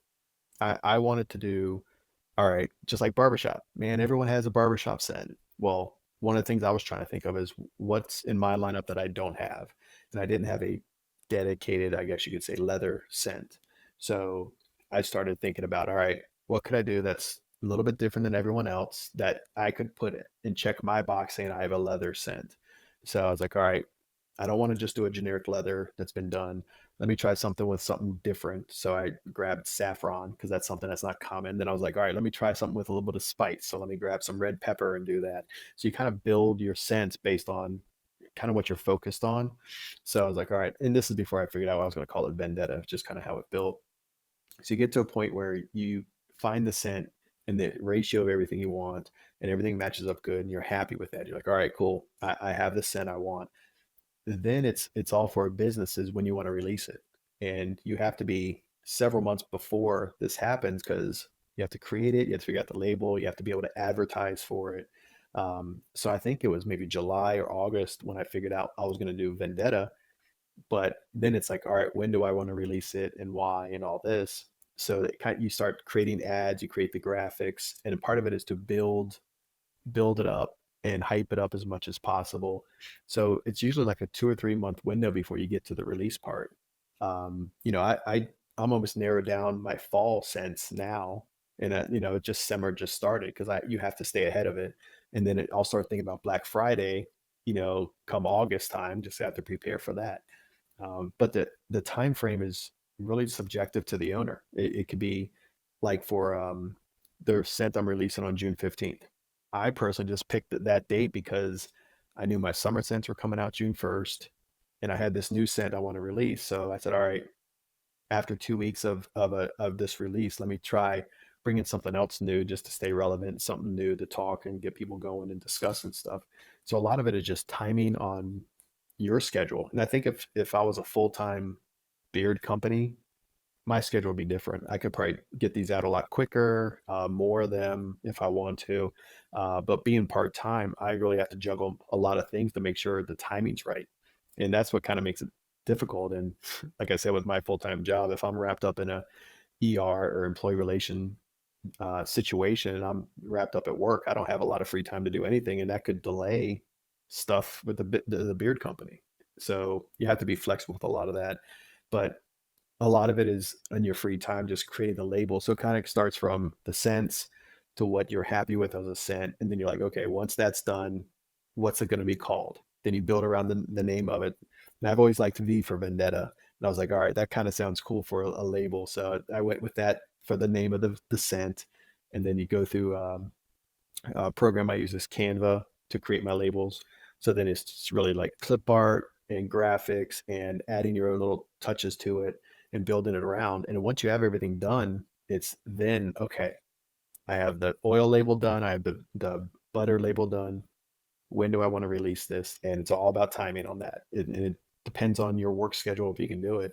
I wanted to hype up Vendetta as much as possible because I enjoyed the movie. So I think I had like a 2 month window of hyping that up just for the heck of it. But I could have released it sooner. I think I try to sample it. Did you release that before the veterans one? Um, Around the same time?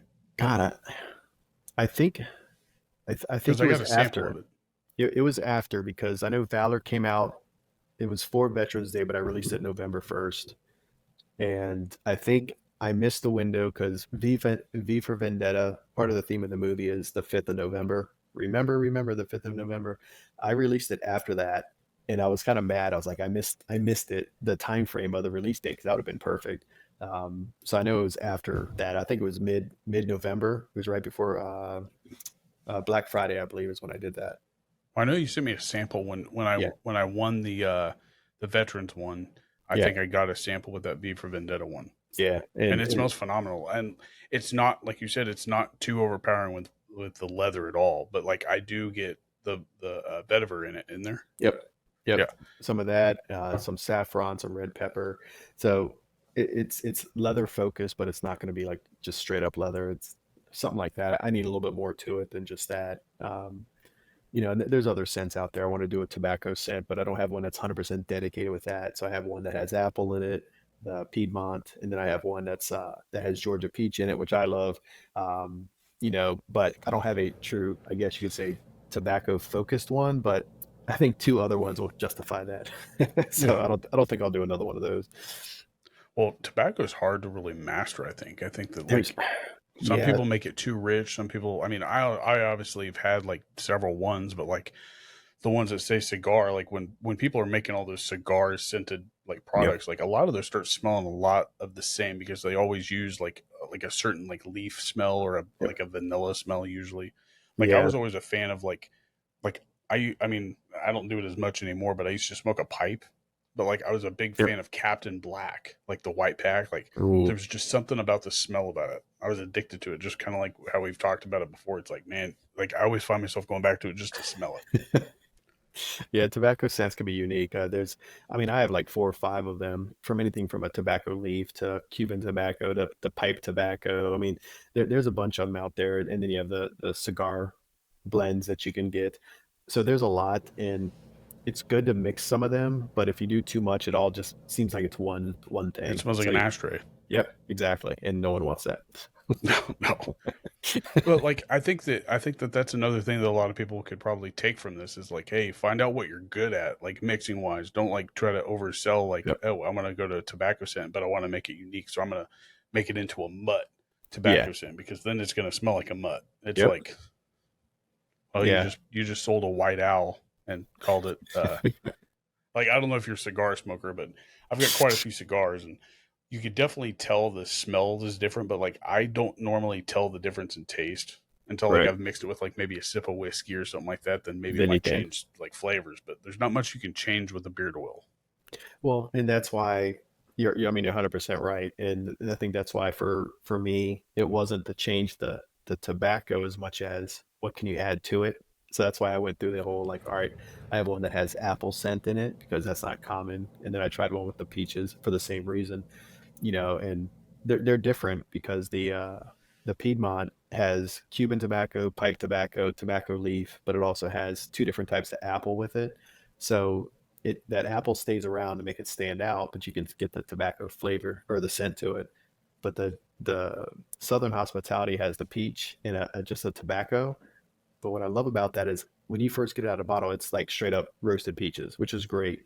But then that goes away, and all you're left with was a nice, smooth tobacco, which is what I like about it even more. But a lot of people forget about that it has tobacco, and they're just worried about the peaches up front. But again, it gives you that fix of a tobacco, but it gives you a little bit of variety too, which is kind I of what I'm like a shooting good for. apple scented product. Like Yeah, that's another one of the Fable did really well on the grower. I don't know if you smelled that one. Big It Grower. was Yeah. very nice. Oh yeah, that's one of the most popular ones that a lot of people still talk about. That one. I Yeah, it's don't good even know. stuff. Do they still sell it? Yeah, yeah. I I'm mean, pretty I sure they think there still do. was a CBD blend at Yep. one point. Yeah, they were doing that CBD line, but actually, I don't know if they do now. But I remember it was like last year on Black Friday they had it. I remember looking, browsing, like we do, Oh to yeah. see what's out there. Instead of window shopping, we Of definitely shop course. on our phones without intending to buy anything, but we kind of Yep. want to see what we can. But Just how Apple, it is. like, there's so many different things that you could do with like a beard oil itself, but like you could definitely overdo it. You don't want to do that. No. You don't want to leave a bad scent in somebody's nose. Yeah, and that because all it takes is one bad apple. Ha, get it? Take one bad one, and it'll really leave an impression. for people in that company as a whole, which isn't really fair, but it happens. I mean, Right. I can definitely remember, what was it? I can't remember the name. I probably shouldn't mention it. There was a company a long time ago that I tried, and I got two different scents. One was one that Scuba recommended, and I got it thinking I'd enjoy it, and I almost threw it in the trash when I first got it. I was like, this is not for me. I can't stand it. And this company has like 6 different scents, but because of that impression, that first one, I'm like, I'm not even messing with it again, you know? Hmm. So sometimes you just have to, but it's to each his own. You know, it's like it just wasn't for me, but I just remember like totally shocked and not what I expected and disappointed in it. So, but yeah, it's trying to keep people happy, doing, trying to make sure it's something that everyone can enjoy. And that's one of the key Right. things is a variety, I usually stay away from, like I said, the food stuff, but I stay away completely from anything maple. Like it is the most disgusting scent to me. Like just the smell of maple Is makes it me too want to sweet? vomit. Yeah. Then you I wouldn't don't like know to do it why. to peach though, but yeah. Well, like peaches, I mean, I think I could live with a peach because I think I've tried a few peach scents, but like no matter how you try to mix maple with anything, it's gonna smell like. And I honestly think it had something to do with like I used to work at a hospital emergency psychiatric assessment center, and I think it had something to do with somebody who had something going on medically, and it just left this bad PTSD type smell in my like nostrils, and it just ruined it. And Like if I smell it in still my there. fridge, I'll start like dry heaving. It's Oh bad. man. Oh, that's not good. Maple syrup, and I hate the smell of ketchup. Like I love ketchup, but the smell of it just disgusts the shit out of me. It's Then, bad. then how can you eat it? And if you have to When you're hold your eating breath. it, like I'm saying, like you like, have you ever opened your ketchup bottle and it's got that ketchup on the outside of it? It's Oh like, yeah. oh no, like the smell. It's a total different smell than in the bottle, and that's God. just a. I'm weird, man. I'm weird. Hey, to each his own, man. I get it. So, other than wrestling, do you watch anything else besides other sports like football? Another story. The reason I use the blue and white top uh, bottles is I'm a huge Indianapolis Colts fan. Always have been, even when they were Baltimore back in the day. I did not know Um, that. So yeah. So there we go. that was the main reason I even gravitated towards that from the very beginning. I was like, all right, I enjoy the blue and the white. It's just my thing. So I've always been a Colts fan. Always followed them no matter what, through the good and the bad and everything around, of course. But yeah, I'm a huge football fan. I enjoy that. That's the main thing on the side, or just local baseball if I catch something. But I haven't really gone to, not big on going to the venues to watch them, but I'll catch them on TV. And funny part is like football is obviously on Sundays most of the time. I'll catch the recap on Monday on YouTube and get the consolidated or condensed uh, version of the sport like in 15 minutes. Like, hey, let me watch the game in 15 minutes and see Yeah, what happened. It's a lot easier. it is, especially if I only want to watch one game, I'll watch Pat McAfee. I mean, Yeah, Pat yeah, McAfee's probably one of the best ones to kind of go over the down low of what happened in the game. yeah. Yeah, catching his highlights are always entertaining. He just Oh, he's like tells the it how it is, man. best. He's the best like streamer. And I think it also helps the fact that like he's a friendly person. Like it's fun to watch him. Yeah. And then, it was crazy when he started getting into the wrestling and then starting doing wrestling announcing, which is funny too. I mean, think He's good about at it. just being a Colt punter and not knowing anything about his personality to where he's at now. And he's actually so popular and making tons of money doing it. But he's great at doing the announcing of wrestling, but also doing football and everything in between and doing his own show. I And mean, right just now he's winning a soccer tournament. Like he's in the yeah, sub-finals for the soccer tournament. Like crazy. his team. Yeah. I saw that they showed a clip of him doing a corner kick or something like that. I saw Oh, that. he booted the crap Yeah. out of it too. Nowhere near the goal. I Like know. I saw that. like my favorite story that he tells is probably the one where it's him and they're lining up for a fake field goal and Troy Polamalu lines up in the gap that everybody says he's not going to line up in. Yep. He's like abort, abort. Like it's one of the funniest. He Uh, the way that he tells a story, it's kind of like watching Bert Kreischer. Like, do you watch stand up comedy ever? name doesn't ring a bell, but no, He's the guy that rips his shirt off when he comes out on stage and they call him the machine. I've heard that. Yep. Yeah. So, I mean, just the way they could tell a story and just have you go down this rabbit hole, it could be the crappiest ending to a story, but then you're like, I'm still glad that I listened to it. Yeah. It's And he still draws you in. entertaining. Oh yeah. It's So, do you watch entertaining. any stand up comedy? I haven't in a long time, man. A lot of the old school stuff is really what I've stuck with, but I haven't recently watched a Like lot. who? Well, I mean, the old school, talking to my dad about it, like the old Eddie Murphy, Chris Rock, Richard Pryor, some of the old stuff that when I was growing up, my dad was watching, I'd watch it too and just die laughing and stuff. But uh, did a road trip down to Florida, I think in April, and we played the old Dennis Leary had a stand up that was great, and then we watched or listened to audio of Chris Rock's some of his old stand up and stuff like that. So we had a blast just listening to old stuff. Them and Sam Kinison and all those guys. Oh But yeah. like I said, these are all old school stuff. I haven't really got into any of the new stuff recently. Well, the old stuff, like my dad was really into the old stuff, and he kind of showed me Bill Cosby, like when he was, I mean, obviously before all the bad stuff, but Yeah. I mean, he's another one of those guys that like you still can't deny that he wasn't a good comedian. I mean, Oh he's yeah. still a funny storyteller. Like his special himself, like that's the one my dad showed me. It was like Right. I think it was in the '80s that it actually came out, but it still holds up today. Well, and most people don't even realize he was a stand-up comedian. They don't Oh know man, that. They just think he was on the Cosby Show, and that's what started it all. he was a killer in stand up comedy. Oh But yeah. he was Yeah. like my love for comedy came out when Robin Williams came out with his Mm. I think it was 2000. He came out with Robin Williams live on Broadway, and I just fell in love with comedy. Like I memorized like his whole like show at one point. Like Oh man. Yeah, it was Robin Williams just was classic. Yeah, oh I mean, he was just one of those naturally. We all know people like that can make anyone laugh at any time. Just naturally have that humor spirit in them, and people just gravitate towards that. And it amazes me because I can't remember a joke that I just told 10 minutes ago, and these people are just dishing it out, and it's like just flows out of them sometimes. It's oh amazing. I appreciate what a comedian can do, but like also when I look at it now that I've been in the game of like announcing for wrestling, it's weird, but like the comedy game is I would say it resembles a lot of how like independent wrestlers like kind of try to get noticed. Like they're on the grind, going to these Oh yeah, small venues, and either they're going to wrestle in front of a big crowd, a medium sized crowd, no crowd, two guys. Like it's crazy just to see how like I guess really just how much tenacity that they have to like try to just get noticed, and that's what comedians do every time that they're on stage. yeah. I can't imagine. I mean, talking about the wrestling and do it in different types of crowds. I caught that Netflix series Wrestling or no Wrestlers and about OVW and a lot of other locals and just how the wrestlers themselves had to go to local county fairs and walk around and type it up to make sure people would show up that evening at 8 o'clock to watch the show. And then, you're so used to, larger companies and having like, from hundreds to thousands of people out there to showing the show and having only like 20 people out there. And you have to still perform and you still have to hit your spots and do everything right to continue the story and your character and take the bumps and everything like that. It has to be tough, but if you're passionate about your job, you have to start somewhere.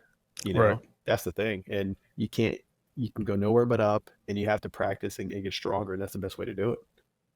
And Hollywood Hulk Hogan, he talked about like he would wrestle sometimes 3 times a night before like he got big. But Yeah. like it was kind of like those county fairs or like flea Mhm. markets. They would do flea markets. They would do. uh I mean, it was almost like when they talk about it, it almost seems like, hey, was this illegal? Because like it almost seems like it's hush hush because nobody talks about it. But Yeah. like it's like in a back room somewhere where all these dudes are like putting on a show in a venue like only Joe Schmo and his brother Steve knows about.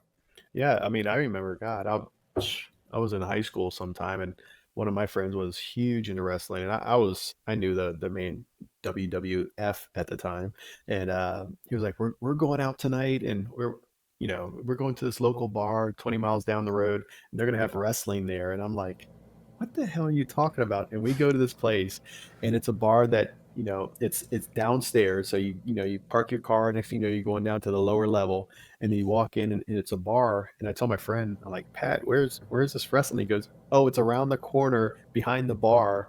So you had to go through the restaurant, past the bartender, and then it was like double doors and you open it up. And next thing you know, it's just like this wrestling ring with two or three rows of chairs, and the ceiling is barely high enough for anyone to jump off the top turnbuckle. Right.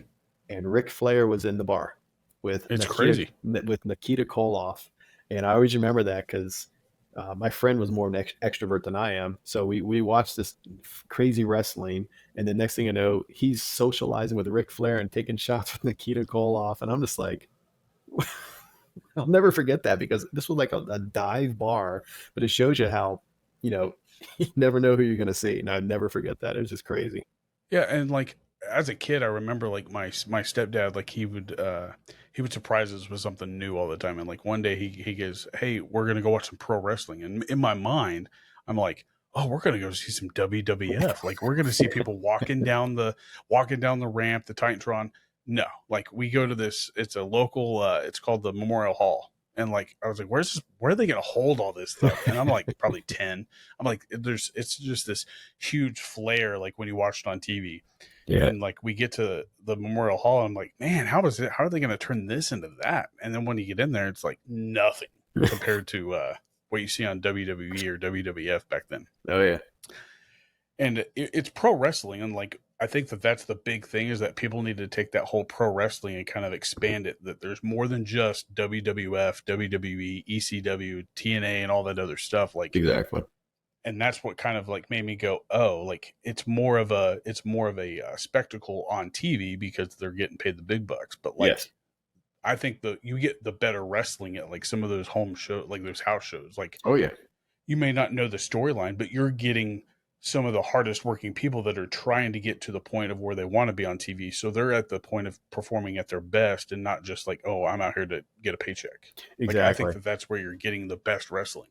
Yeah, if you want sheer entertainment in wrestling, you're right because on the house shows they don't have time to get on the mic to continue the storyline because obviously they're not going to tell you something groundbreaking at a house show because they want to make sure people on TV see all that kind of stuff. So what can they do? They have to perform at their very best and go all out. So you're right. You're going to get some of the most crazy entertainment right then and there. And independent shows are the same way. Like yeah, I've seen WWE. It's not comparable to this, but like the way that like you see like I've met so many wrestlers just in the past like 8 months that I've been helping him out. Like it's crazy by how many people I either I would have never guessed that to be in a ring talking to people that I have no idea if they're like a wrestling fan of this or if they're a WWE or WWF fan, but like Right. you talk to them as if they were a fan of WWF. And that's really kind of like I've I don't necessarily think that I have a style when I'm in the ring, but I've kind of stolen a lot of Bruce Buffer stuff. Right. Like that's really all I can do, like since I've never done it before. Hey, whatever So works. but like I get entertained just like the big crowds that come to this event, it's like, man, like they really want to see wrestling. Like it's pretty bizarre. So I got a question for you. So you do the intros for everybody, or just the main event, or what is it that your role when you're in these shows? I'm the in-ring announcer for every single match they have a VIP match all the way to the main event, and I'm announcing the wrestler at the very beginning of the show. Like after the VIP match, I kind of give like a little monologue that I try to come up with, Sure. and that's something I just started probably after my fourth show. And then after that, then I'm in between each match. I'm kind of informing the crowd of like what's going on. Then I'm reading off like sponsor ad read sort of, Sure. and then of course announcing like the intermission and we'll be back, whatever. And then I'll also kind of give a spiel about the next show, but then yeah, going all the way to the end of the show. Then I'm just telling them have a good night, drive safe, la da da da da. But I'm the first one out of every show, and after the main event is announced, then they don't see me again, but then they'll hear my voice kind of giving them the download of the upcoming show. That's very cool. So I know you're not probably there for the reaction of what happens, but do you know what happens or what's planned to happen on each match, or is it like a surprise for you too? Well, like I won't know until I actually get to the show, and then I talk to the owner, and like we're going because I want like the That's first what I day. was Let me thinking. kind of give you the run about my first day of doing this. Like he texts me probably 2 weeks before my first show. It's his second show of the company, and he said, "Hey, have you ever thought about doing ring announcing?" And I said, "No." Like when I think of ring announcer, I think of Bruce Buffer, Michael Buffer. Right. It's like no, like I've never thought of it, but like he goes, "Would you mind helping me out with it?" I said, "Sure, as long as you can kind of give me the what I need." And that's what I had texted him, and he goes, "Yeah, sure." I get there. I didn't show up with anything except for my clothes. He just said, "Wear something nice." I went to Goodwill, bought a dollar jacket, Hey. showed up in a decent pair of slacks and some nice shoes. I get there. I've got no note cards, no nothing. I mean, like I said, I thought he was going to give it to me. And he goes, oh, he goes, well, how about you just do what you normally do? Kind of be funny. It's like, what do you mean kind of be funny? I don't know what to talk to them about. Like, I can be funny if you really want me to, but I don't know what I should say to them. Yeah. What There's is a going to be difference funny? between being funny and being informative and being funny. Right. So like now before every show, he kind of gives me the rundown of like what's like who's got a mic spot or who's got this going on, who's coming out to do this. So I kind of know where I need to be standing now rather than kind of guess. But then also my first show, like the mics and the sound system was not set up right. Like you couldn't hear me talking through it was crazy. You were like, what the hell did I get into? Yeah. Well, like I didn't know if I was getting a reaction because I couldn't hear like myself anyways. And I still can't just because I try to like block that out. But like the crowd, like you sort of seemed like they were getting pumped up at my voice, but I wouldn't know. Like they could have just been like going, what did he say? It's like, come on, man. Sound like you're at a McDonald's drive-through. You can't hear what people are saying. And my first show, like, believe it or not, was his second show, like I said. Yeah. But it was one of his biggest shows. It was standing room only. And so, like, I walk out there, I'm like, oh my God. I'm like, because I've been to a couple independent shows that he's done, like in Texas and stuff like that. But like, I walk out, I was not expecting 300 plus people in the crowd. What am I going to tell them? And there was like a delay in some of the matches. And he's like, hey, go get the crowd pumped up. Like, what do you want me to say? Yeah. Like, I need to know pump something. Up? And now that I've kind of gotten relaxed with it, I kind of know how to play along with the game and words and stuff like that. Yeah. So how long has it been? Very different. How long have you been doing it?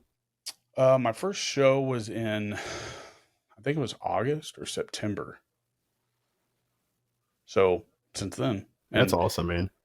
I've done every Wichita show or every local show. And then I've done one, like it's by Kansas City called Leavenworth, Kansas. I'm sure you've heard of the federal prison, Leavenworth. Oh, yeah. It's up in that town.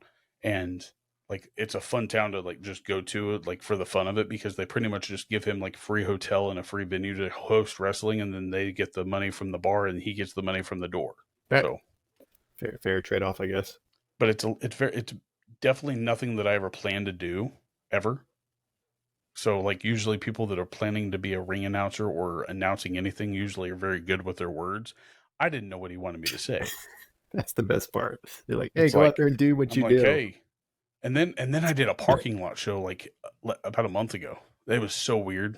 Like it was another one of those fundraiser things. Yeah. We're out, like he didn't tell me it was outside because I was like, okay, like I need to be here. And I was like, and then I pull into the parking lot of the directions and like the rings out there, they got 400 chairs set up. I'm like, oh my God. No. It's an arm wrestling tournament for leukemia.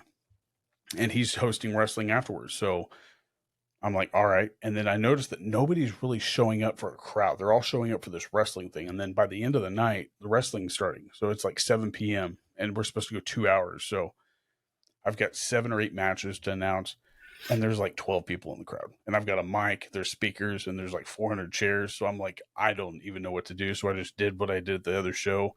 Yep. But I didn't need a mic to do it, but I used it. Yeah, like you said, you still gotta to treat it like it's a full crowd no matter what. So that's just part of it. I'd never done it. I just had to sort of wing it. I was like, all right, there we go.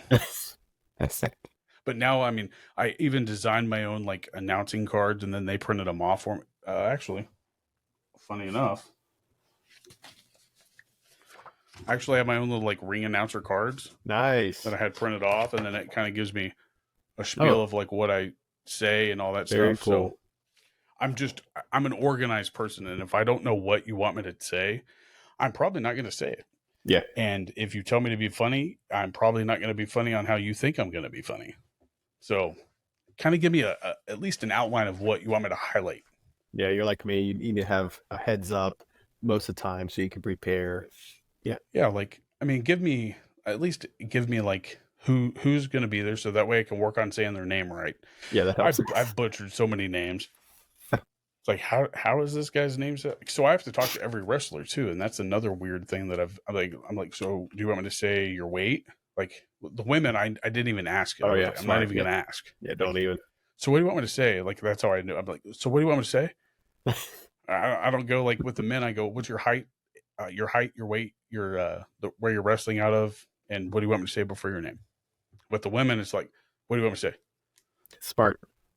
Because then you can't get in trouble because you're responding to them as you told me to say this, so stop. Yeah. And none of them have ever given me their weight, so it's good. Yeah, good move. So, definitely. but like we've had a few NXT female wrestlers. Oh, cool. Yeah, like he's got 2 of them for sure that he's actually like he's also a trainer for professional wrestling.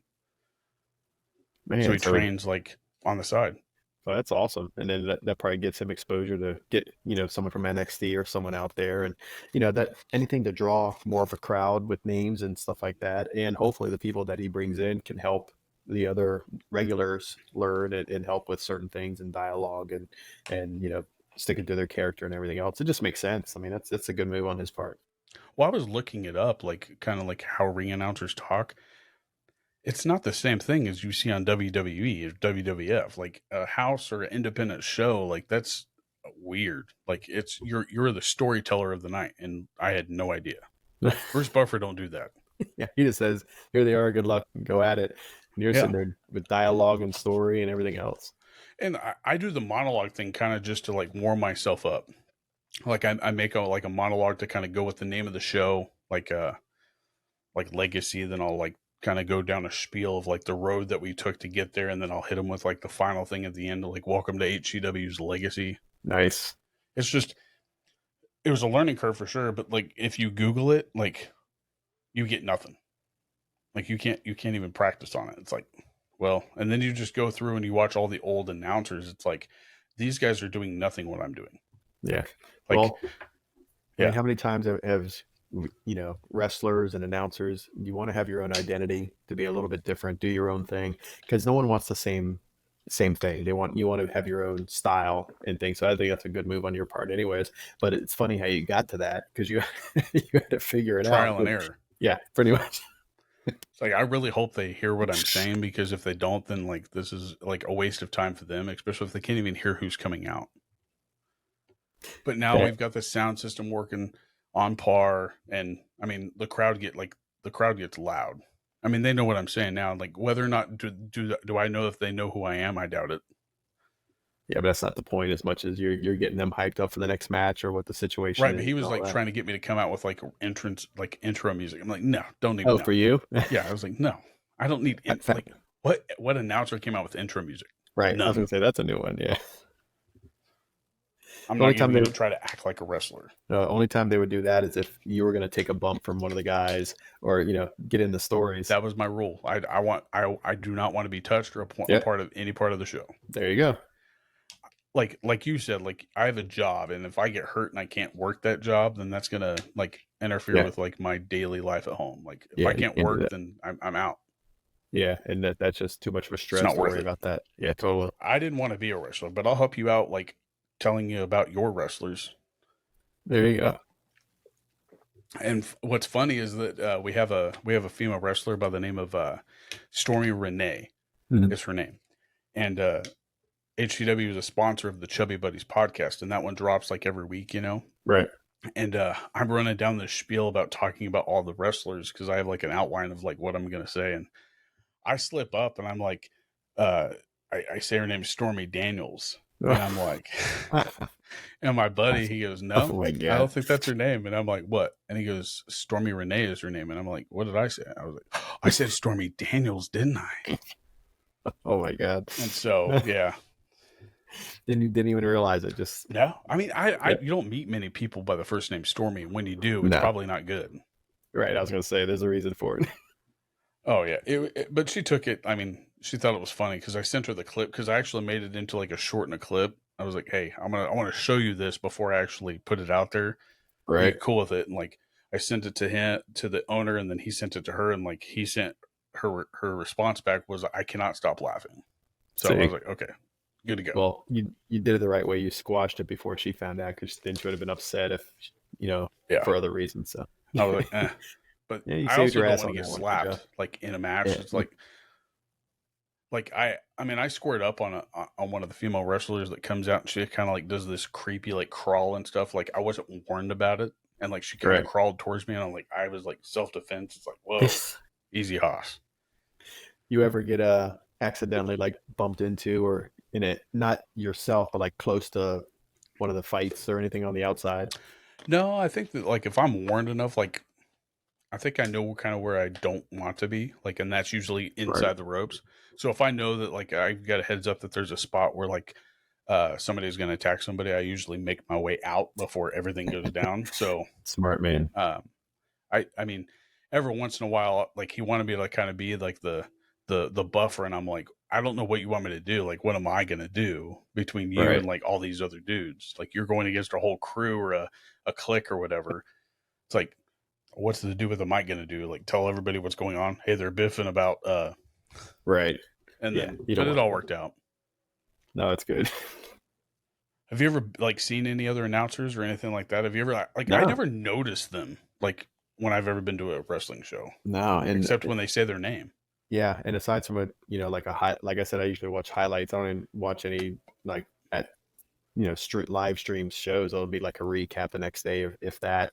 They don't really show the announcers or anything like that, or on a Right. live show. It's been so long since I've done a live show.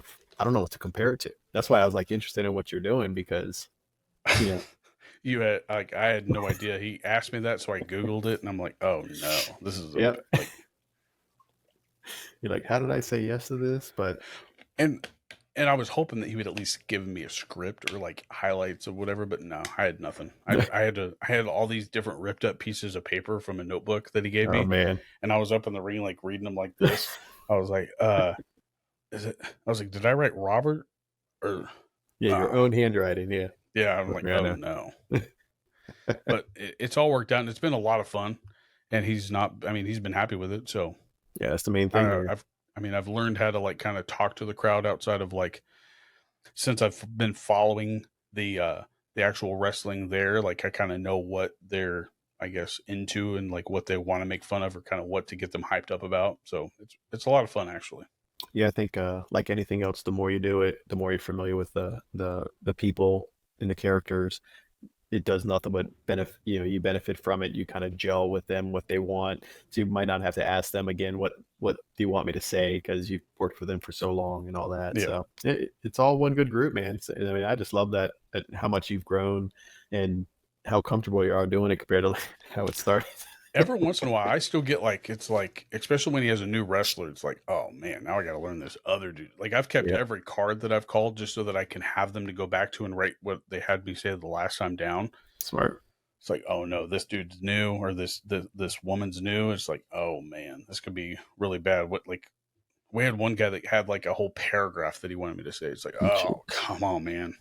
But it was all for fun though, and that was the whole point of it. Oh, gotcha. So, and then I got it after that, and then I was like, okay, how about I say this? And then like you're sort of collabing at that Cool. point, at that time, and then like you kind of play homage to like the people that they hate because he comes out with a guy that everybody hates, and it's like I'm gonna wait till he gets to the ring, and then I'll say, oh, and he's with Dick Richards.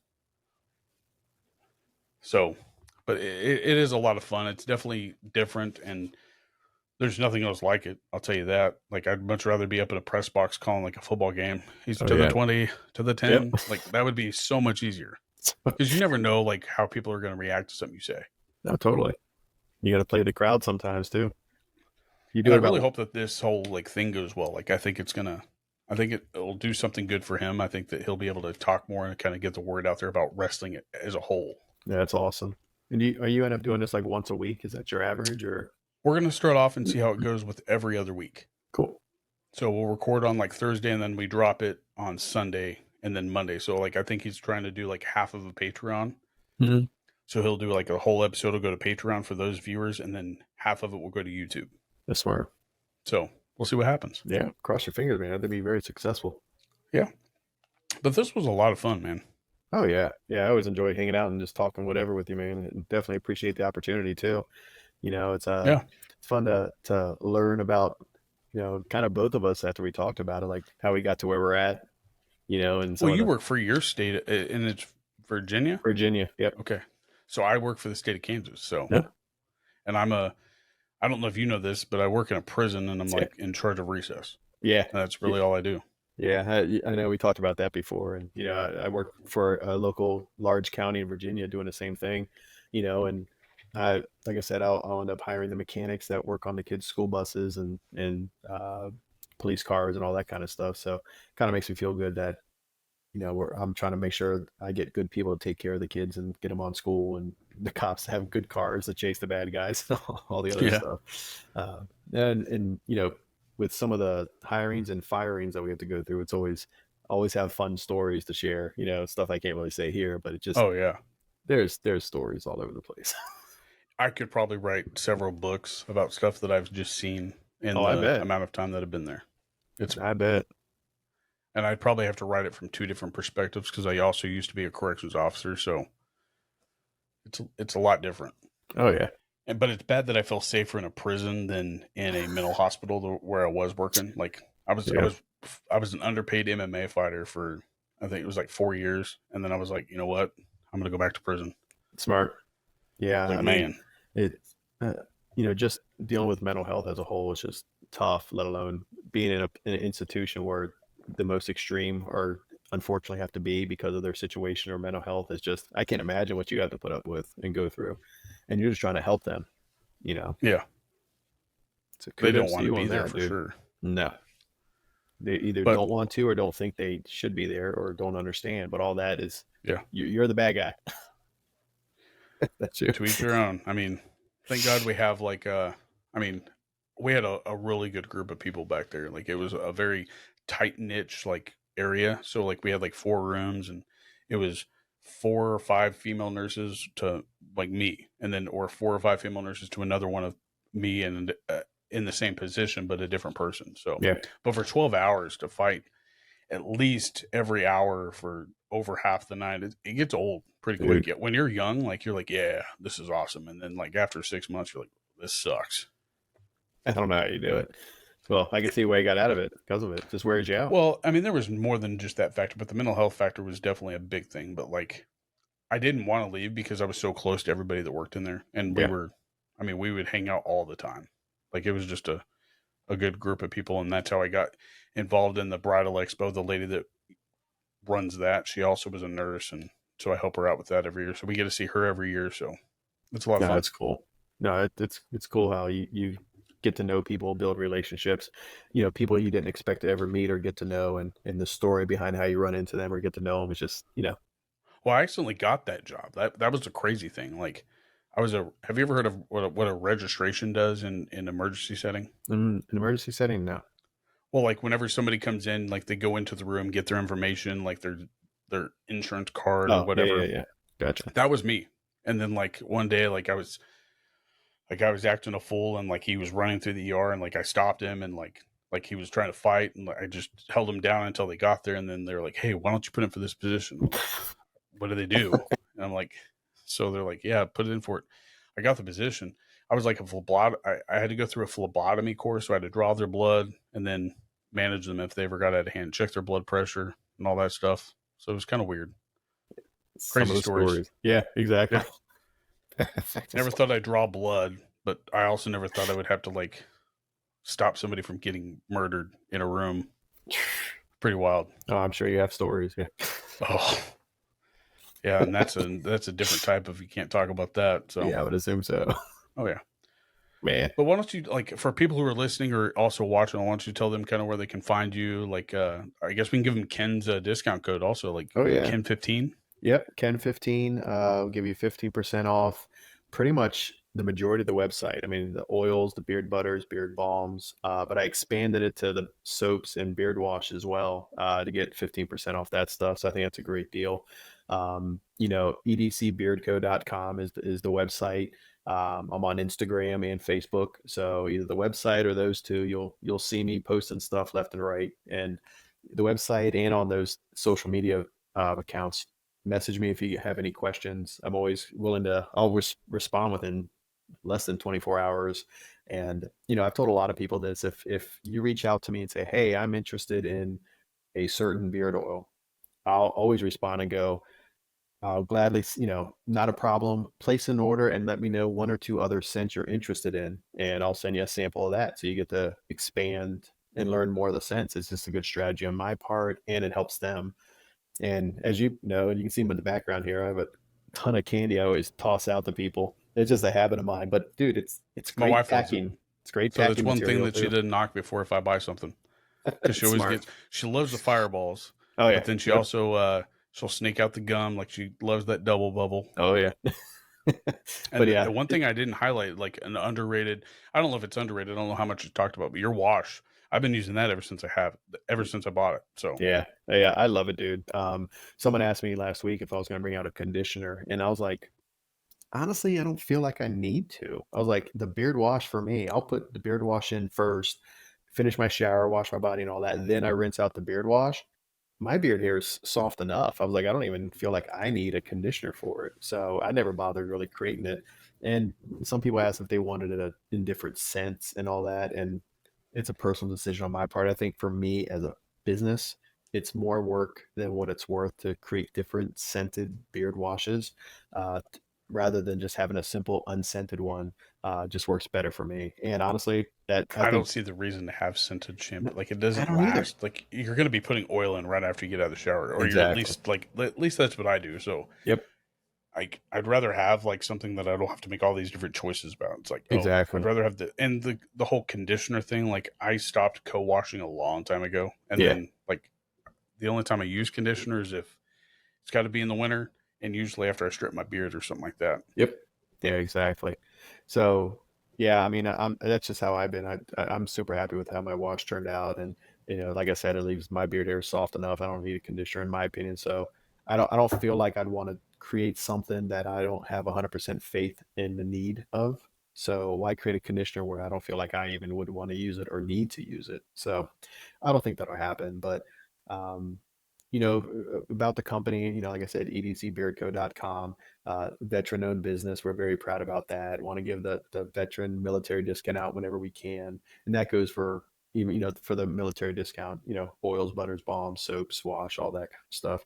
Um, we have tons of YouTube reviews. I even have a link on the website if someone wanted a shortcut to see all the reviews I have out I can there. show that too. But you can also Google and just type in EDC or EDC Beard Co. and hopefully some stuff will pop out.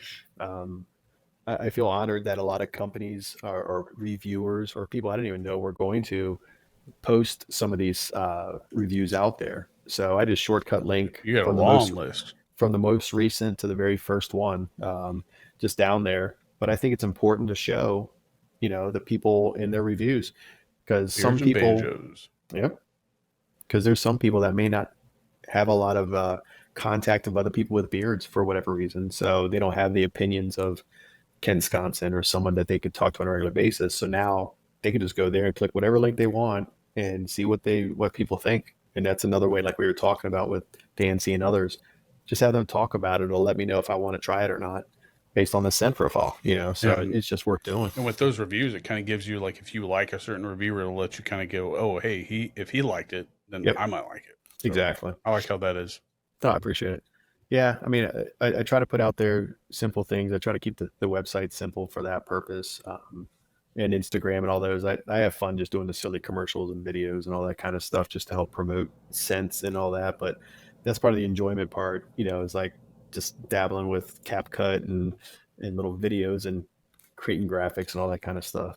But like we said earlier, three Yeah. hours later, I mean, you're like, oh, I've damn. always enjoyed like creating something and then seeing the final project, Yeah. and then when you go to post it, come to find out, oh, I didn't put it the right size. It's like, ah, crap. It's Yep. like, well, I finished it and I posted it, so I got 90% of what I was going for. Yeah, because speaking of you, I've seen that. I think it's the 26th or 28th of June that you're hyping up a big show that you're gonna have a stream on or something. A I've never stream? seen. Is it a stream or something? I mean, I've seen it pop up on Instagram, but I forget what it. Oh no, that's the actual announcement for on the 23rd. We're announcing what's 23rd. coming up for HCW That's what it on was. Sunday the 23rd. We're gonna Yeah, kind of give everybody the down low of what's going on, and we're gonna tease different stuff coming up on Sundays leading up to that. yeah, it's cool because I follow HCW, so I see that pop up, and I've seen it a couple times. Like big announcement, big announcements. I've been curious to see how that turns out. I Yeah, always enjoy watching that kind of stuff. it'll be a lot of fun, and I just appreciate you taking your time because I know that you have your own thing that you have going. You have family. That's the first thing, Sure. and then your hobby, which is beards. So Yeah. Yeah, keep on dabbling with it, man. It's just fun stuff. And you know, it takes a lot of time, but if it's something you enjoy doing, stick with it, man, and just have fun. That's all I'm doing. I take pride in my beard. I mean, not obviously not as much as I used to, but I still take pride in how it looks. I just don't buy as much stuff. Yeah. But when I get a chance to, I guess, clear out some space, then I'll buy some more oils and stuff like that. But I've tried to keep up with, especially you, just because you've been generous and you've given me, and I'm not gonna ever be shy about that. But I've never reached out to anybody to ask for that. So I thank you for just saying, "Hey, I want to send you this." So Yeah, definitely. I appreciate your time and just getting to know you. It's fun just to talk like we're doing anyways and stuff. You know, I was gonna say your beard's looking great, dude. I mean, I'm starting to grow mine out again.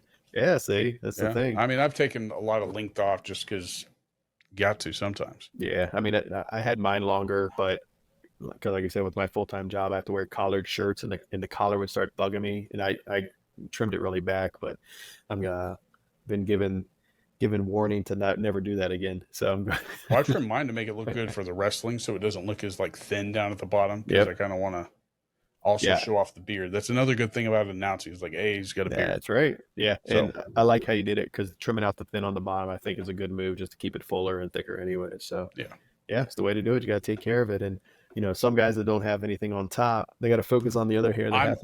I mean, I've contemplated. I've gotten worried.